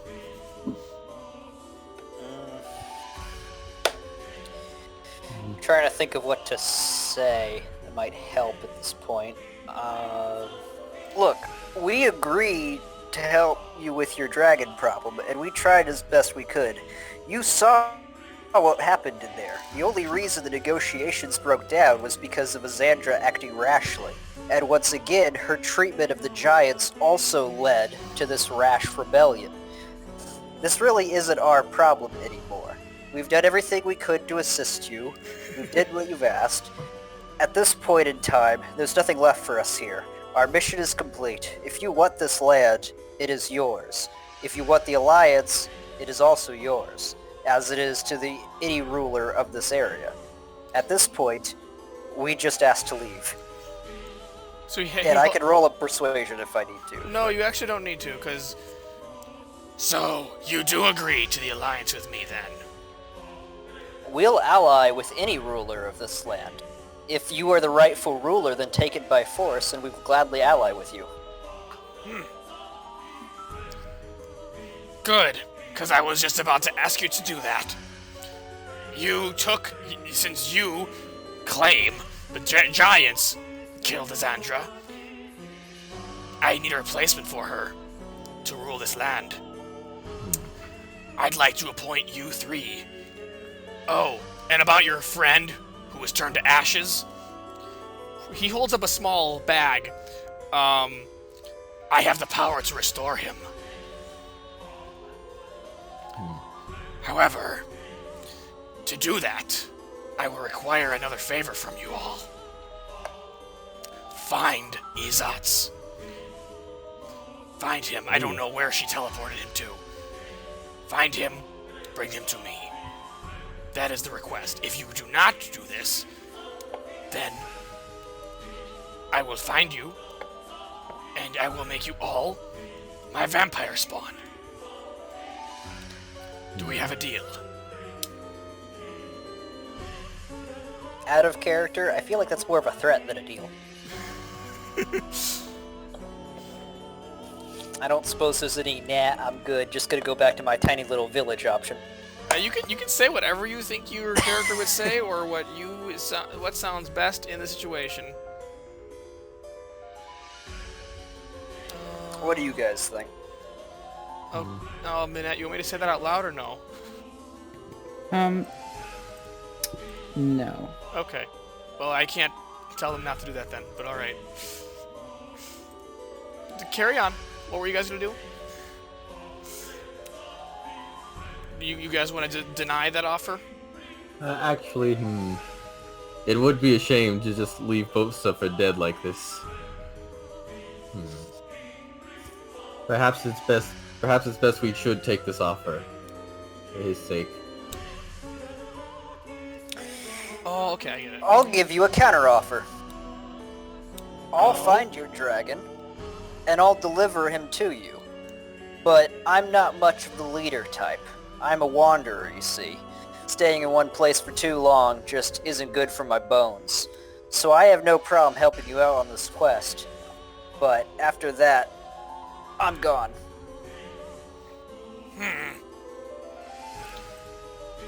So then... He's thinking for a minute. Perhaps the other I two was... could stay behind to lead. Perhaps I was right in the first place. I overestimated you. If you don't want to do what I desire, He shows his fangs. I can make you. Will you do it willingly or unwillingly? Like, What is it that you truly desire in the end? I thought the dragon would be the greater goal to you. And besides, is having me as your commander-in-chief of this area really worth not getting a chance to All get right, the dragon back? let's fight. I didn't think we had to go over specifics, but you wouldn't necessarily be in charge. You would be involved in protecting and defending this area, stationed here. Any of you could be the one overseeing the operations.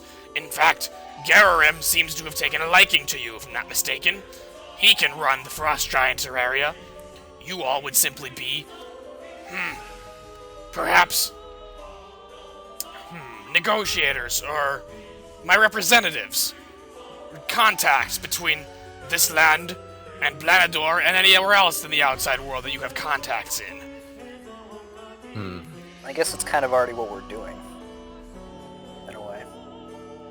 But the other half of the deal, finding Izats in exchange for restoring your friend. But I actually can't. I wasted I'll be honest, I wasted my spell earlier to do something else, and I cannot cast a spell to restore him today. It would have to be tomorrow. So, if you would like, take this sack with you. If you would like me to come restore him for you, hunt for the dragon. If you find him, or if I come to you and I see that you are searching for him, I'll restore him for you. I will check on you every once in a while to see if you're still looking for him or whatnot, to check on your progress. And if that all goes good and well, we will proceed with the original agreement of you joining me and being, whatever the word is. Representatives. Representatives, yeah. You would have diplomatic immunity. Zero sort of nods along, like, yeah. Alright. Yeah. I'm down for this. Okay. So cool. In that case, Varso will hand you the sack, and he will leave. Poof, he's gone. And that is effectively the end of this mini adventure / one-shot. Right at 11 p.m. too. Yeah, I had a feeling there'd be enough time. However, actually, you guys aren't home yet, are you? But there's nothing to stop you. You actually would have attuned to it very soon after him appearing. So you can teleport anywhere you'd like now with it, and once you're attuned to it, there's a bunch of other spells. I don't know if they're really useful to tell you because you're not... I don't know if you're going to use the character anymore, or if they're going to appear later, but... I don't know, are they? That's a good question. I'm in favor of hunting for that dragon, honestly. You are in favor of that? Yeah. Cool. I'd come back for another one-shot down for the dragon. Yeah. Turn with Hada. Believe it or not, that's actually a subplot of the main campaign. So you guys, these characters you guys played could appear in that, and I guess if you wanted, I could invite you back to be those characters. Oh, I would absolutely be fine with that. Yeah, I'd love that. Unless, of course, you are in the main campaign somehow playing a different character, then of course you would not be able to play two characters on opposite sides, unfortunately. Yeah, that might be a mess. So yeah, I could turn off the Varsal evil music. So unfortunately, I would actually like to show something off real quick that I didn't get a chance to show off because you guys didn't fight Varsal. He has a different look when he's in combat. I'd like to show that off because Serp did a really good job on the art for it. Nice. Show it here, and I'd like to zoom in on it. Right here. Wings express, he's got a really deadly-looking sword and a wand in the other hand. So, there you go. That's what it would have looked like if you were to fight him. Cute. Yeah. We just had to go and ally with the demigod of necromancy. Yep. So, you guys are effectively joining him. You're looking for Izats. And that's that. You killed Xandra. Vosa is currently dead, and Minnette actually just DM'd me what his plans are for him. So that's that. What was your thoughts on all this? I'm open to criticism or anything. I feel like there were some parts I know I didn't do well. But yeah. I got to be a Blade Song Wizard for exactly one turn. What's that? I got to be a Blade Song Wizard for exactly one turn. Okay. Yeah. I don't think I have to say difficulty balancing was a problem, but it kind of was. So. The first encounter, I agree, was too hard. That's I guess I didn't think it would be, but I guess I just underestimated the fact that you were all squishy spellcasters with very low AC and all died in just a couple hits. So. Well, yeah, and we didn't have any items to start with, like armor to raise. That's correct. Yes. Also, since when the paladin was revived, did the other dead people have stuff? No. So the paladin just randomly had a sword. I didn't think of that, did I? Oh well. He didn't swing at the sword then. He just tried to punch him, I guess. So I was just thinking of what he would, I must smite the evil fiend. So I just pictured a sword suddenly. Maybe he was a packed warlock in addition to being a paladin with some sword. You never know. You can go with that, sure. Good multi-class. We're at level 10. But other than the difficulty thing, I agree with that. You also skipped a bunch of the encounters I had planned, which I thought would have been fun. Like that bird thing, that was a rock. I don't know if you guys are familiar with that creature in D&D. Wayne the Rock Johnson? Yeah, I'm not familiar with them in D&D, but I am slightly familiar because I named a character a rock. So. Okay. Yeah, that would have a fun thing to fight. That it can grab you in its talons and fly up and stuff. But, and then, I was planning for the ending to be Varsal appears and tries to fight you while you're trying to attune to the wand, and you're basically hopeless in battle against him. But you'd attune to it mid-combat and be able to escape. But that would have been cool. You convinced him to not... You joined him. You convinced him not to fight you. So that didn't happen either. Yeah, so sorry for completely derailing your series. No, I wanted to expect it to go completely wrong, but yeah. I think one thing about this one shot compared to the others, the other two I feel like were a lot more straightforward. It was like a dungeon. The first one was a very basic dungeon I did with the boss at the end, and the second one was raiding a castle to insert a poison into a thing.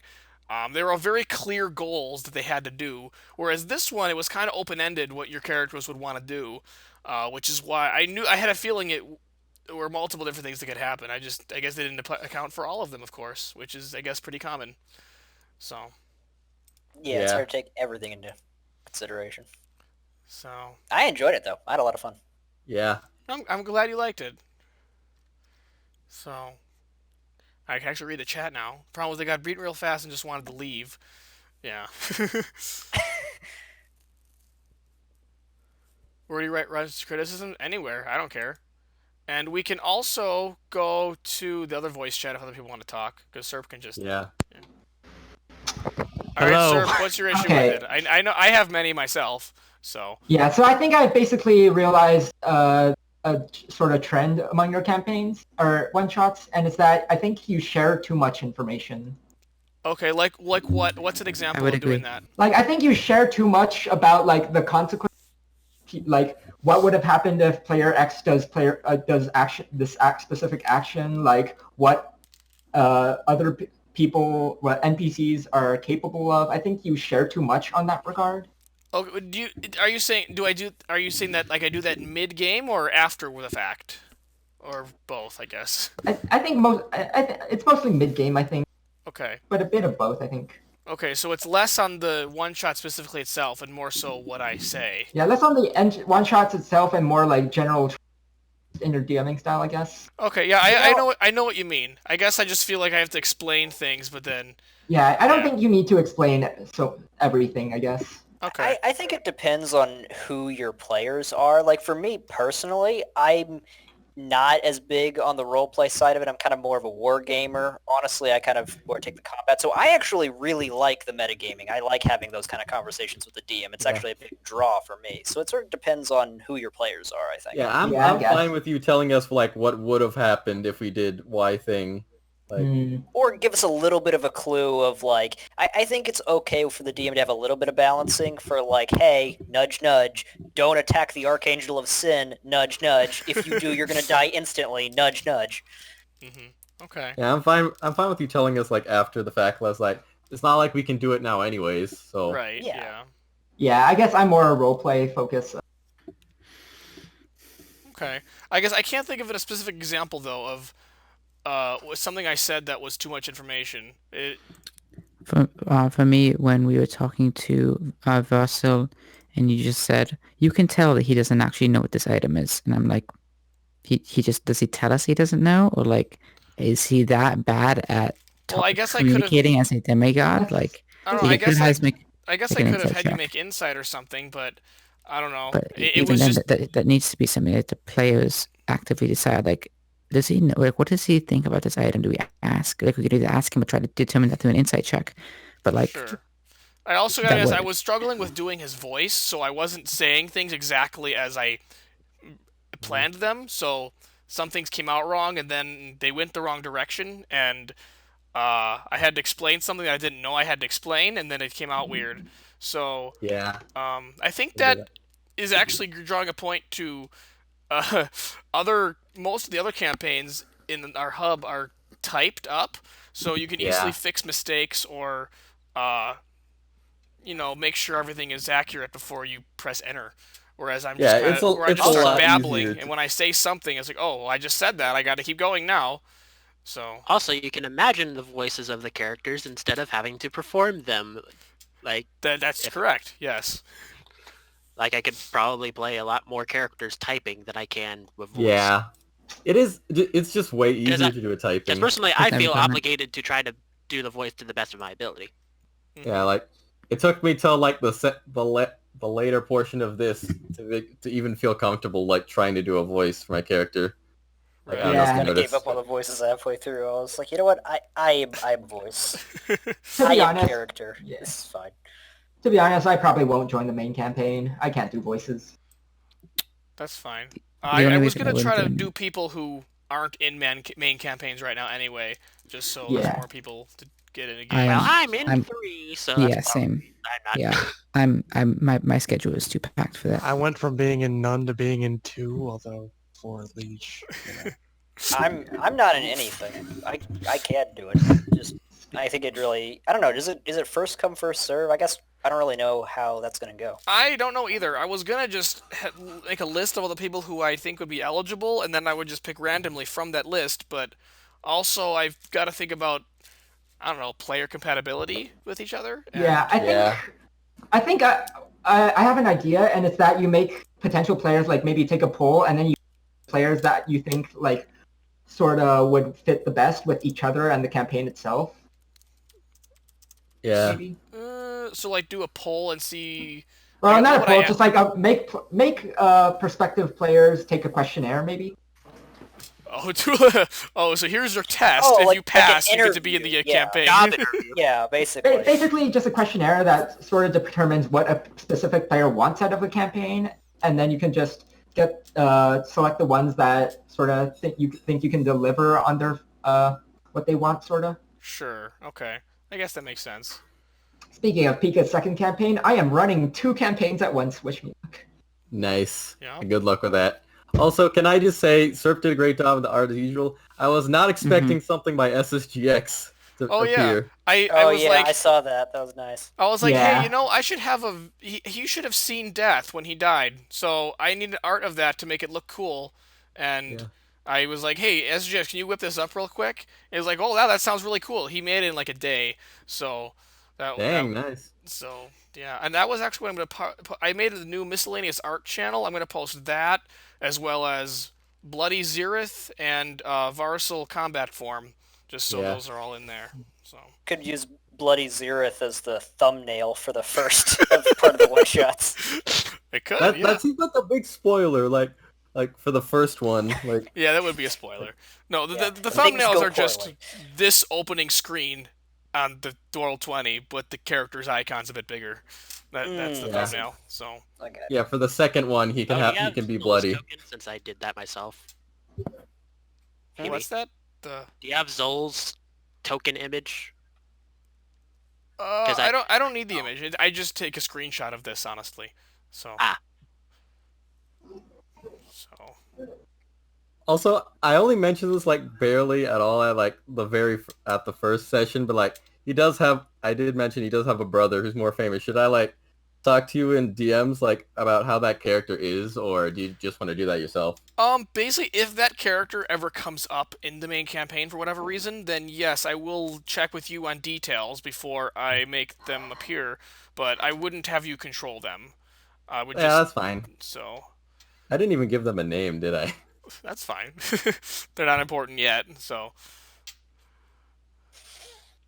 But yeah, to what you were saying earlier, if you are looking for people who aren't really very busy right now, we start this and you need an extra person, I'll definitely be willing to join. And Okay, if you just need me to come back and control Hada again later, I'd also be good for that. Yeah, sure. Yeah, I'm definitely, no matter who joins the main campaign, I'll always offer to let people get their previous roles again if those characters are ever encountered, but of course, unless, they're also in the campaign. So. Right.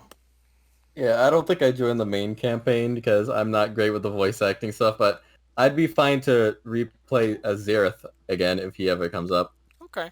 Yeah, these three, that's what, unless you guys decide differently, that's what those three are going to be doing. They're going to be searching for the dragon. Yep. I'm down to make more art. Yeah. Actually, come to think, the main campaign would probably not happen. Well, actually, I don't know. Whenever it happens, if it happens after summer, I'd be Yeah, I don't... down one campaign. That's a good question. If I do want to do that, or if I should just... I would like to do the next one-shot / mini adventure thing before I decide I need to start thinking about Sunrise again. But I don't know about that. After that one, I don't know. I'll see if I'll go back to that or jump to the main campaign. I don't know. We'll see. Yes. I'm looking I forward to just see how realized I absolutely... Oh, go on. Yeah, no. I'm looking forward to see how Deltarune goes. Yes. I'm never gonna stop making that joke. But I mean, yeah, Narceth could die, Serp's second campaign could end, I could be free again. Mm-hmm. Well, my second campaign's basically guaranteed to end before. Mm-hmm. Well, anyway, as I was saying, I just realized I definitely don't want to voice Paracel because I have to voice like every other character in the hub. with my voice parasol. Oh yeah. Oh, but that's like the best part. You'd probably need to get a voice changer. I've been thinking about doing that just for making it easier on me. That would Yeah, be easier, wouldn't it? I thought about doing the Yeah. same. I I don't also know, considered a halfling cleric, and I considered getting a thing to make my voice go through the chipmunk filter. You need to do that now. But that would you would never have serious situations though. It would just be. I was also thinking of like I would have a chipmunk filter ready, just in case someone had enlarge reduce, and I happened to need to shrink for some reason. It's very specific. I don't know why that came across my mind. Oh, good. The entire party is chipmunks. Yay! Alvin and the Chipmunks. Don't Yeah, forget there's also so having many- There's so Go many ahead. characters that have to figure out voices for, or confirm voices for, or whatever. If I decided to ever do Parasol of a voiced campaign. Oh no! I just realized I'm gonna have to listen to whatever my voice was for Xerith back when this gets uploaded to YouTube. I mean, you don't Yeah. have to watch it. I'm now not you know how I watching felt this. I about my feel voice for obligated to. Fabarin. I can't handle my voice. It's I like need to know how cringy I was. All my This is gonna characters be are really female. weird for me to watch on YouTube now because it's like one of my childhood heroes growing up who was watching this content is like, yeah, I love this stuff, and then now I'm actually in the content. This is crazy. Yeah, it's really crazy the fact that we're in like AB server at all to me. Yeah. Like he's like the first YouTuber I watched, and it's like I think he was was he the only one? I don't know. He's the only one I remember from the super early days of when I I was hear that watching a YouTube. lot. I find that weird personally, but I'm glad you're Your still content here after all stands this out. time. It's like Compared to- weird, but I got into art in the first place just because of the whole spriting, Yeah, same. Yeah, I remember that. and now I'm in art school, so it's like, And like from my perspective, I watched a lot of Minecraft YouTubers, Pokemon music, and then like I watched Yakuza Chronicles, so it was very unique compared to a lot of the other stuff I was watching at the time. So it just naturally stuck Minecraft in my head. YouTubers. Good times. Yeah, remember the back good in old the time- days. I didn't know what subscriptions were, so I wasn't subscribed. I just had Aquablade's channel tabbed on my computer at all times, and I just refresh it every day Yeah. because I didn't know how to subscribe. Don't worry, now every YouTuber's reminding you to like, comment, Yeah, subscribe. now it's so like... Hit that bell notification. Well, I didn't do it at the time because I thought it was something you had to pay for. Because I remember back then, if you bought like a newspaper subscription, I feel like I'm dating myself there, but it was a paid subscription, and so that's what I thought it meant. It's like, oh, it's like a Patreon thing. You pay to support the creator. I didn't realize it was just, oh no, they just appear in your feed. I kind of understand And the on the- confusion. On the opposite end of that subscription perspective, when I first jumped onto Twitch and I saw that subscribing cost money, I was very, very upset. Because like I just want to get Rage notifications. Shadow when they go- Legends. Up your Twitch Prime right here. I just realized in every single one shot you've run, the players have just completely avoided like what would be the main boss fight. Not true. I thought the first Actually, they one... would. Yeah, the first one. Well, it wouldn't have been the main boss, but yeah, if the very first one, if they had attuned to the gem at all, they would have disobeyed Mephrius, and he would have tried to kill them, which would have been the final boss of that. Let them make a cake. The giant cake was going to be a boss type thing. They just ran away, and you guys dodged Varsal. But Yeah, I'm not gonna so- lie, I made Varsal. You basically wouldn't be able to beat him. He was meant to be a fight you run from, but you He is a didn't. You demigod. didn't even fight him, so Yeah. I outwitted him. Yeah. yeah. Yeah, so hopefully you can have a proper boss fight in Let There Be Light. You Let There Be Light. I'm not gonna lie. It's pretty much very linear. There's gonna be some. It's basically built to be a very short campaign. It's probably gonna have 3 sessions, unlike this one, which is only 2. But yeah, they will definitely have, unless they lose, they're definitely gonna have boss fights that they actually do. So anyway, the boss fight of this campaign, this one shot, was essentially a Xandra, which I guess that works. So If you go 4 for 4 on players avoiding boss fights, that's gonna be I don't even know what to say. They won't. I can say it right now. Unless they lose, they will not. It's a possibility. Like I said, it's okay. You know, I shouldn't say there's no way, because there's gonna be a way. Spider climbed to safety. Yeah. So I guess French is a thing in this world officially. Well, Oh, it's a thing of mine.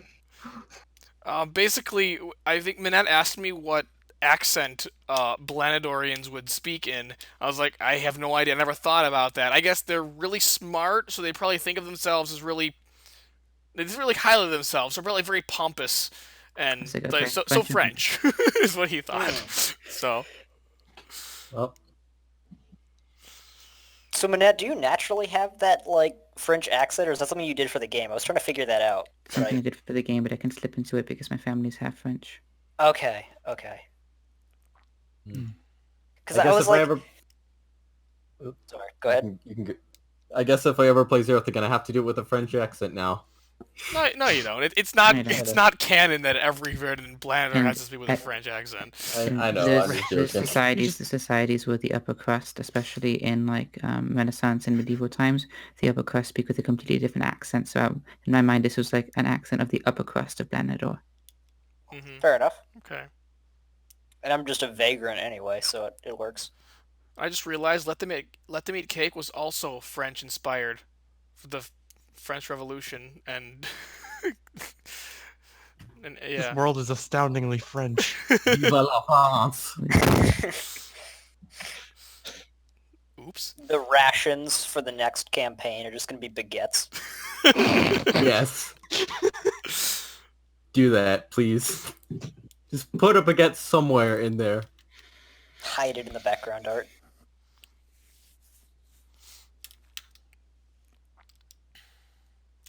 So yeah, I guess any final thoughts about everything, or was that about everything? So were you planning on doing the full campaign after Sunrise or before? That's what I'm not sure of yet. I'm definitely going to do the next mini adventure. I can't call it a one-shot because it'll take at least 2 or 3 sessions. Whatever, I'm going to do that for sure soon-ish. Whenever that gets scheduled and done. Then after that, I'm not sure if I want to do the main campaign or continue Sunrise. Because the reason I'm doing this instead of Sunrise is because it's not working anyway. I'm basically wasting my time. It's not making progress. So. I mean, do you need help? I don't know. I don't know the answer to that. I mean, I don't think anyone here would be opposed to helping. So I know, I'm aware. All you need to do is ask. Don't give him the flashbacks to the "Can I be an AC's" time period. Yeah. We all need to say that in exact synchronization. And immediately banned from the server. Yeah. Worth it. That pit cameo was weird, though. Oh yeah. The pit. Yeah, I know that was weird. Yeah. Yeah. It's okay. In retrospect, it would have made more sense if he was just in the background running away from the people instead of cut to a completely different world. Yeah, but that would be another break in continuity. Like, why is another Spriter here? Didn't they all just die? It would just be a quick, silly reference. I don't know. I don't know. Whatever. But he's the just canon a that happens to look like Pip. You know, he's not actually Pip. Just no references. Okay. Hey, I'm fine with that. I mean, for immersion's sake, you know, for immersion's sake. Yeah, that's it. No more references. That just takes you out of the immersion. I know. I agree it did, but whatever. I don't know. The ACs being a bit cheesy, I thought was kind of part of the charm in a way. Like having little quips here and there. That is correct, but Sunrise was clearly going for a more serious tone, especially in that situation, and then just suddenly Pip. Fair enough. I mean, it's less serious than Zukhanov, I think, at least. I think there's a bit more humor, at least with Dinsai. I guess I'll still need to go back and watch Zukhanov. Or the Return of Quiz and the... Yeah, I was going for some humor there, so... Well, it is a crossover between the ACs and Zukhanov. It obviously is going to hit a middle ground. I also I remember I was trying to get caught up on all of people's opinions over the new Sunrise season, and I remember distinctly someone put in the comments section about like how everyone was just shitting on Flarehawk, and they're like, who had Flarehawk as a childhood hero? And I was like, but me, I did. I like what? Well, Flarehawk is where he belongs for his war crimes. Yeah, he was evil at one point, then he got better, and then he got worse. Flarehawk, Eriko, Crowan. In here. Well, Yes. Oh, hold on. Remember, if you read the Nations of the World, I know there's an Elite Four. So. there's a Nation called Cruxor with an Elite Four. They may or may not be based on the Elite Four in Sunrise. What's Oh, Doombringer gonna be race-wise? Oh. I'm not wait, saying so anything. is one of the Elite Four just a cardboard cutout? And I'm guessing No. 1T for DVO. Yeah, like a Naga or something. Yeah, it would be. I mean, what? Who?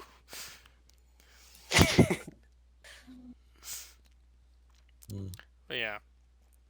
The real spoiler is that Cruxor and Zukadov are actually in the same world. They're just different continents. No, they're just. That's the only similarity.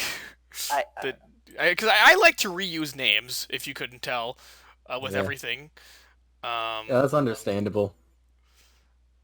But, Like, why waste the energy coming up with new names when there's these perfectly reasonable old names just right here? Yeah, and it's not like it's the same universe. It's a very similar setup of a country, so why I've not? reused character concepts because I've had, like, for example, Doradus was once a League OC, League of Legends OC, that I made into a D&D character. You've made a lot of League of Legends OC into D.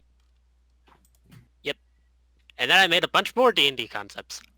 I think the You're only speaking of voice. Yeah, my games are going to be voiced, unfortunately. I just explained some of the downsides earlier, but I think I still prefer it in the end, for at least what I'm going for. That's fine. So fair warning to anyone in the main campaign, always have at least 2 bottles of water. Yeah. Or one giant 60-ounce bottle of water. that was what my breaks were for. I was refilling water bottles and getting set up over. You know what? Just get like a tank. Yeah, I got kind of thirsty over say this, that, honestly. think I of a different should... kind of I was doing a lot of the speaking. Yeah, I didn't want to cut in with you there. So I I was know also can do trying to do that too. I feel like I also sort of hardballed a lot of the characters. I kind of felt bad about that because I felt like I was putting AB on the spot a bit with that. It's like, With what exactly? like the last encounter there where Oh. you were like, you killed this actor. Like, no. Yeah, I did not expect you to get a nat 20 on the deception. That's actually what turned it around, because Amazing. yeah, yeah. You could have also Not said gonna something say along the lines of, well, she clearly wasn't strong enough to hold this territory if we could beat her. Yeah. I mean, I kind of implied the same thing with saying that her folly of being too arrogant and taking actions into her own hands led to this problem in the first place. Yeah, true.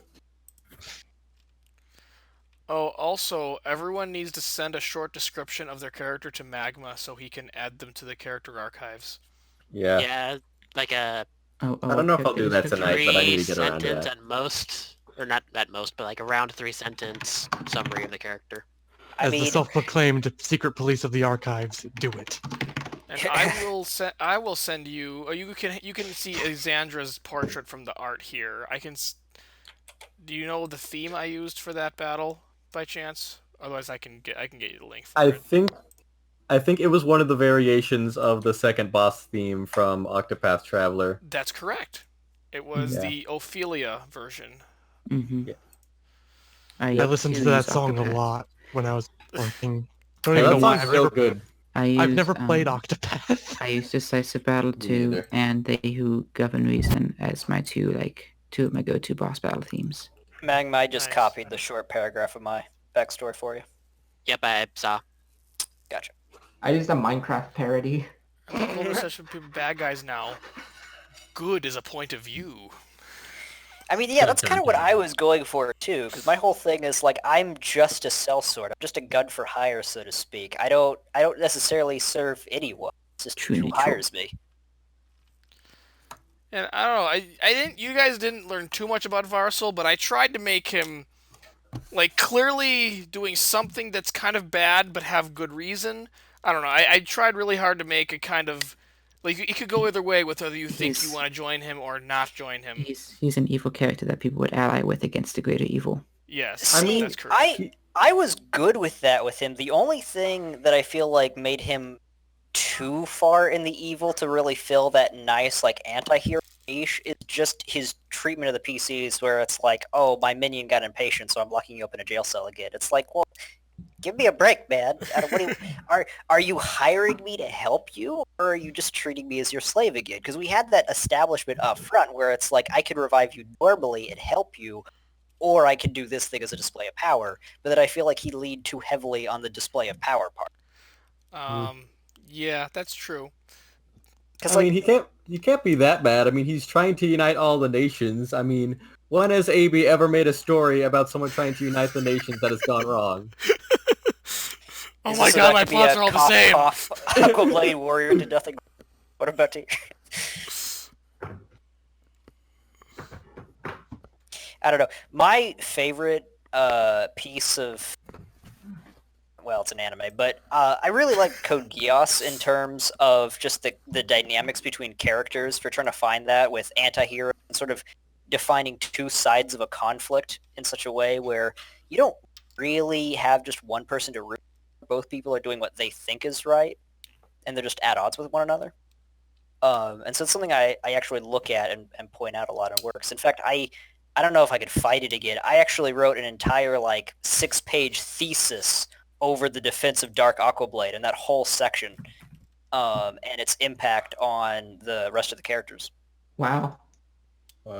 Because that's a part of the ACs that everyone's like, oh, it's filler, edgy, or this.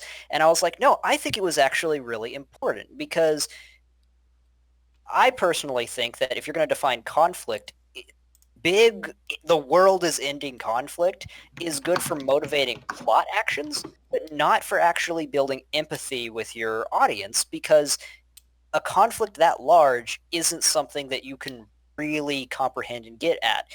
That's why, those things are the things that's like, oh yeah, that's epic scale, but it's not the kind of stuff that makes you cry or get emotional or get you really, really hooked with a character. The small little things, the death of a loved one, the failure of a small personal goal, when it's closer to home, when it's closer to something that the audience can actually relate to in the real world, I think those are the conflicts that really help drive characters, not just plot.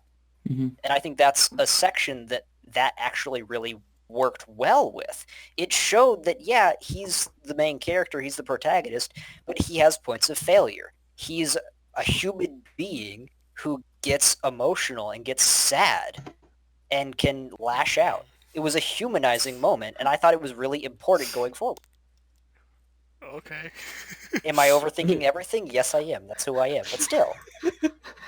AB's just like, what is this man on about? Good qualities, good writing, and my ACs? It's more likely than you think. I think I'm gonna have to get off now. I really need to go eat. Okay. All right. Have fun with your consumption. Go eat, isn't it? Yeah. How far is it past dinner time? Yeah. It's like 9:30 for me. Yeah. It's like near midnight. But yeah, thanks for hosting this, AB. This was fun. Yeah, no, thank you was for great. coming. I'm glad you liked it. That's fine. Yeah. I'll talk to y'all later. Yep, see ya. Okay. See ya. See I'm ya. going to bed. Yeah, So I just realized, gone to bed too, but I had my nickname set at Pika in here still, so naturally I had to update it to my modern status quo, which involves just hitting reset nickname. Mm. Because, yeah, I know. Wait, who's ex Pika? I don't know, man. 'Twas Pika, now is ex-Pika. Previously Pika. Unless it isn't, in which case that would be really awkward. That's the chief's name. Gararim. And is Xandra spelled right there? Yes, it is. Yeah, no, see, I'm not actually Pika. I'm just some dude impersonating him. Like, he's gonna come back in like a week and just stab me and take back over. Well, no, that's... So, it's sometimes hard to follow without voices to put the names, and since people change their names so often, I was like, okay, is Pika one person and X-Pika is a different person, or is he just... Oh, yeah, sorry, I just... See, actually, I'm one of the people that doesn't really change their name often. I had Pika Oh, okay. fan for like a decade. Yeah. Mm. If you want to change your nickname, you just have to do it. You can't go for it, and people have to adapt. Yeah. Yeah, it's just... I'm pretty much just always CaptDarkMatter. I inherited it from my father when I was young, and then I've just stuck with it. And one day your son will inherit the name. Probably. This was his original Steam gamer tag from before he had me. And then when I was born and when I wanted to play games with him, he got a different Steam account, and I took his Steam account as CaptDarkMatter. And I've just kept this moniker ever since. Huh. Yeah, my name was just, I was a 10-year-old or 9-year-old, I like Pikachu, Pika fan, there we go. So I just thought of something about the one shot. Someone mentioned that Xandra was kind of an easy fight. I remembered that I actually had planned on her and the chief Gurren being fought at the same time, but you ended up convincing him to join you, so that didn't happen. So, you also never saw the third floor of the building, which is just the roof. I had this cool idea of you guys fighting on the roof, and that cracked part, you guys could fall into her room, and there'd be like two battles on 2 floors going on. And I don't know. That didn't happen, though. Sorry. No, that's okay. How could I tell you you have to do that? So. Honestly, I think that would be like that's my favorite part about D&D is just you don't really know what's gonna happen. Yeah, right. Like, sure, you've got your plans, but the party could just decide, nah, I'm gonna convince this guy to join us. I mean, if you think about it, it's literally based around completely randomly rolling dice. Mm-hmm. Like, the point is that it's random. Also, part of why I'm terrified of running a session. I don't know if I would do too little or too much, and I just don't have the time right now, but yeah. Oh, I remembered something. I also don't know if I'm spontaneous enough to actually run a campaign, because I feel like even if you set up a lot of scripts and stuff beforehand, because of what you're saying, there's so much that goes into just, figuring out what's happening on the spot when something unexpected happens. Wasn't that pretty much you got locked in jail number 2? Yeah, It's exactly. Do we continue? Does this keep going? Or does this just stop? Yeah, I thought about that too, and I was actually reconsidering my decision in the Xandra fight, because I was like, I feel like if this were me or my character, I'd probably just be like, you know what, I'm good, I'm going home, bye guys. But I also just didn't want the campaign to end there, without really seeing anything. Mm-hmm. But that's one of the reasons why at the bridge I was just like, yeah, let's go invisible. Like, I want to survive. Yeah, I liked how you guys went in, fought her, and then you're like, okay, that's it, no more. We're gonna skip every single thing after this. That's one way to do it. That's fine. So. I mean, yeah, you got your goal done. Why I did get my goal. I got paid. Did you? I thought I did. By who? The chieftain. I said there was going to be a service fee for us feeding a Xandra, and... Oh. Well, that never happened. You. Oh, well. I mean, probably you can go back to collect at some point, but you currently agreed to go chase Izats. Oh, yeah, that's true, because the person who would be paying us is probably about to be smited by a demigod. Right. Well, see, you're also getting paid in a title and control and power in an army, and really, what's more valuable? Just some cash or, political power? I mean, Vika is correct in this. Even if it's not, the most political power, but it's still... Well, anyway, I think I'm done for the night. I'm gonna go to bed now. So, Okay, good night. yeah, Night. I will. I'm gonna. There's gonna be a whole bunch of world updates tomorrow. I'll post, so be on the lookout for that. I just want to say one thing about the one shot. Yeah, sure. It was cool. Cool. Thank you.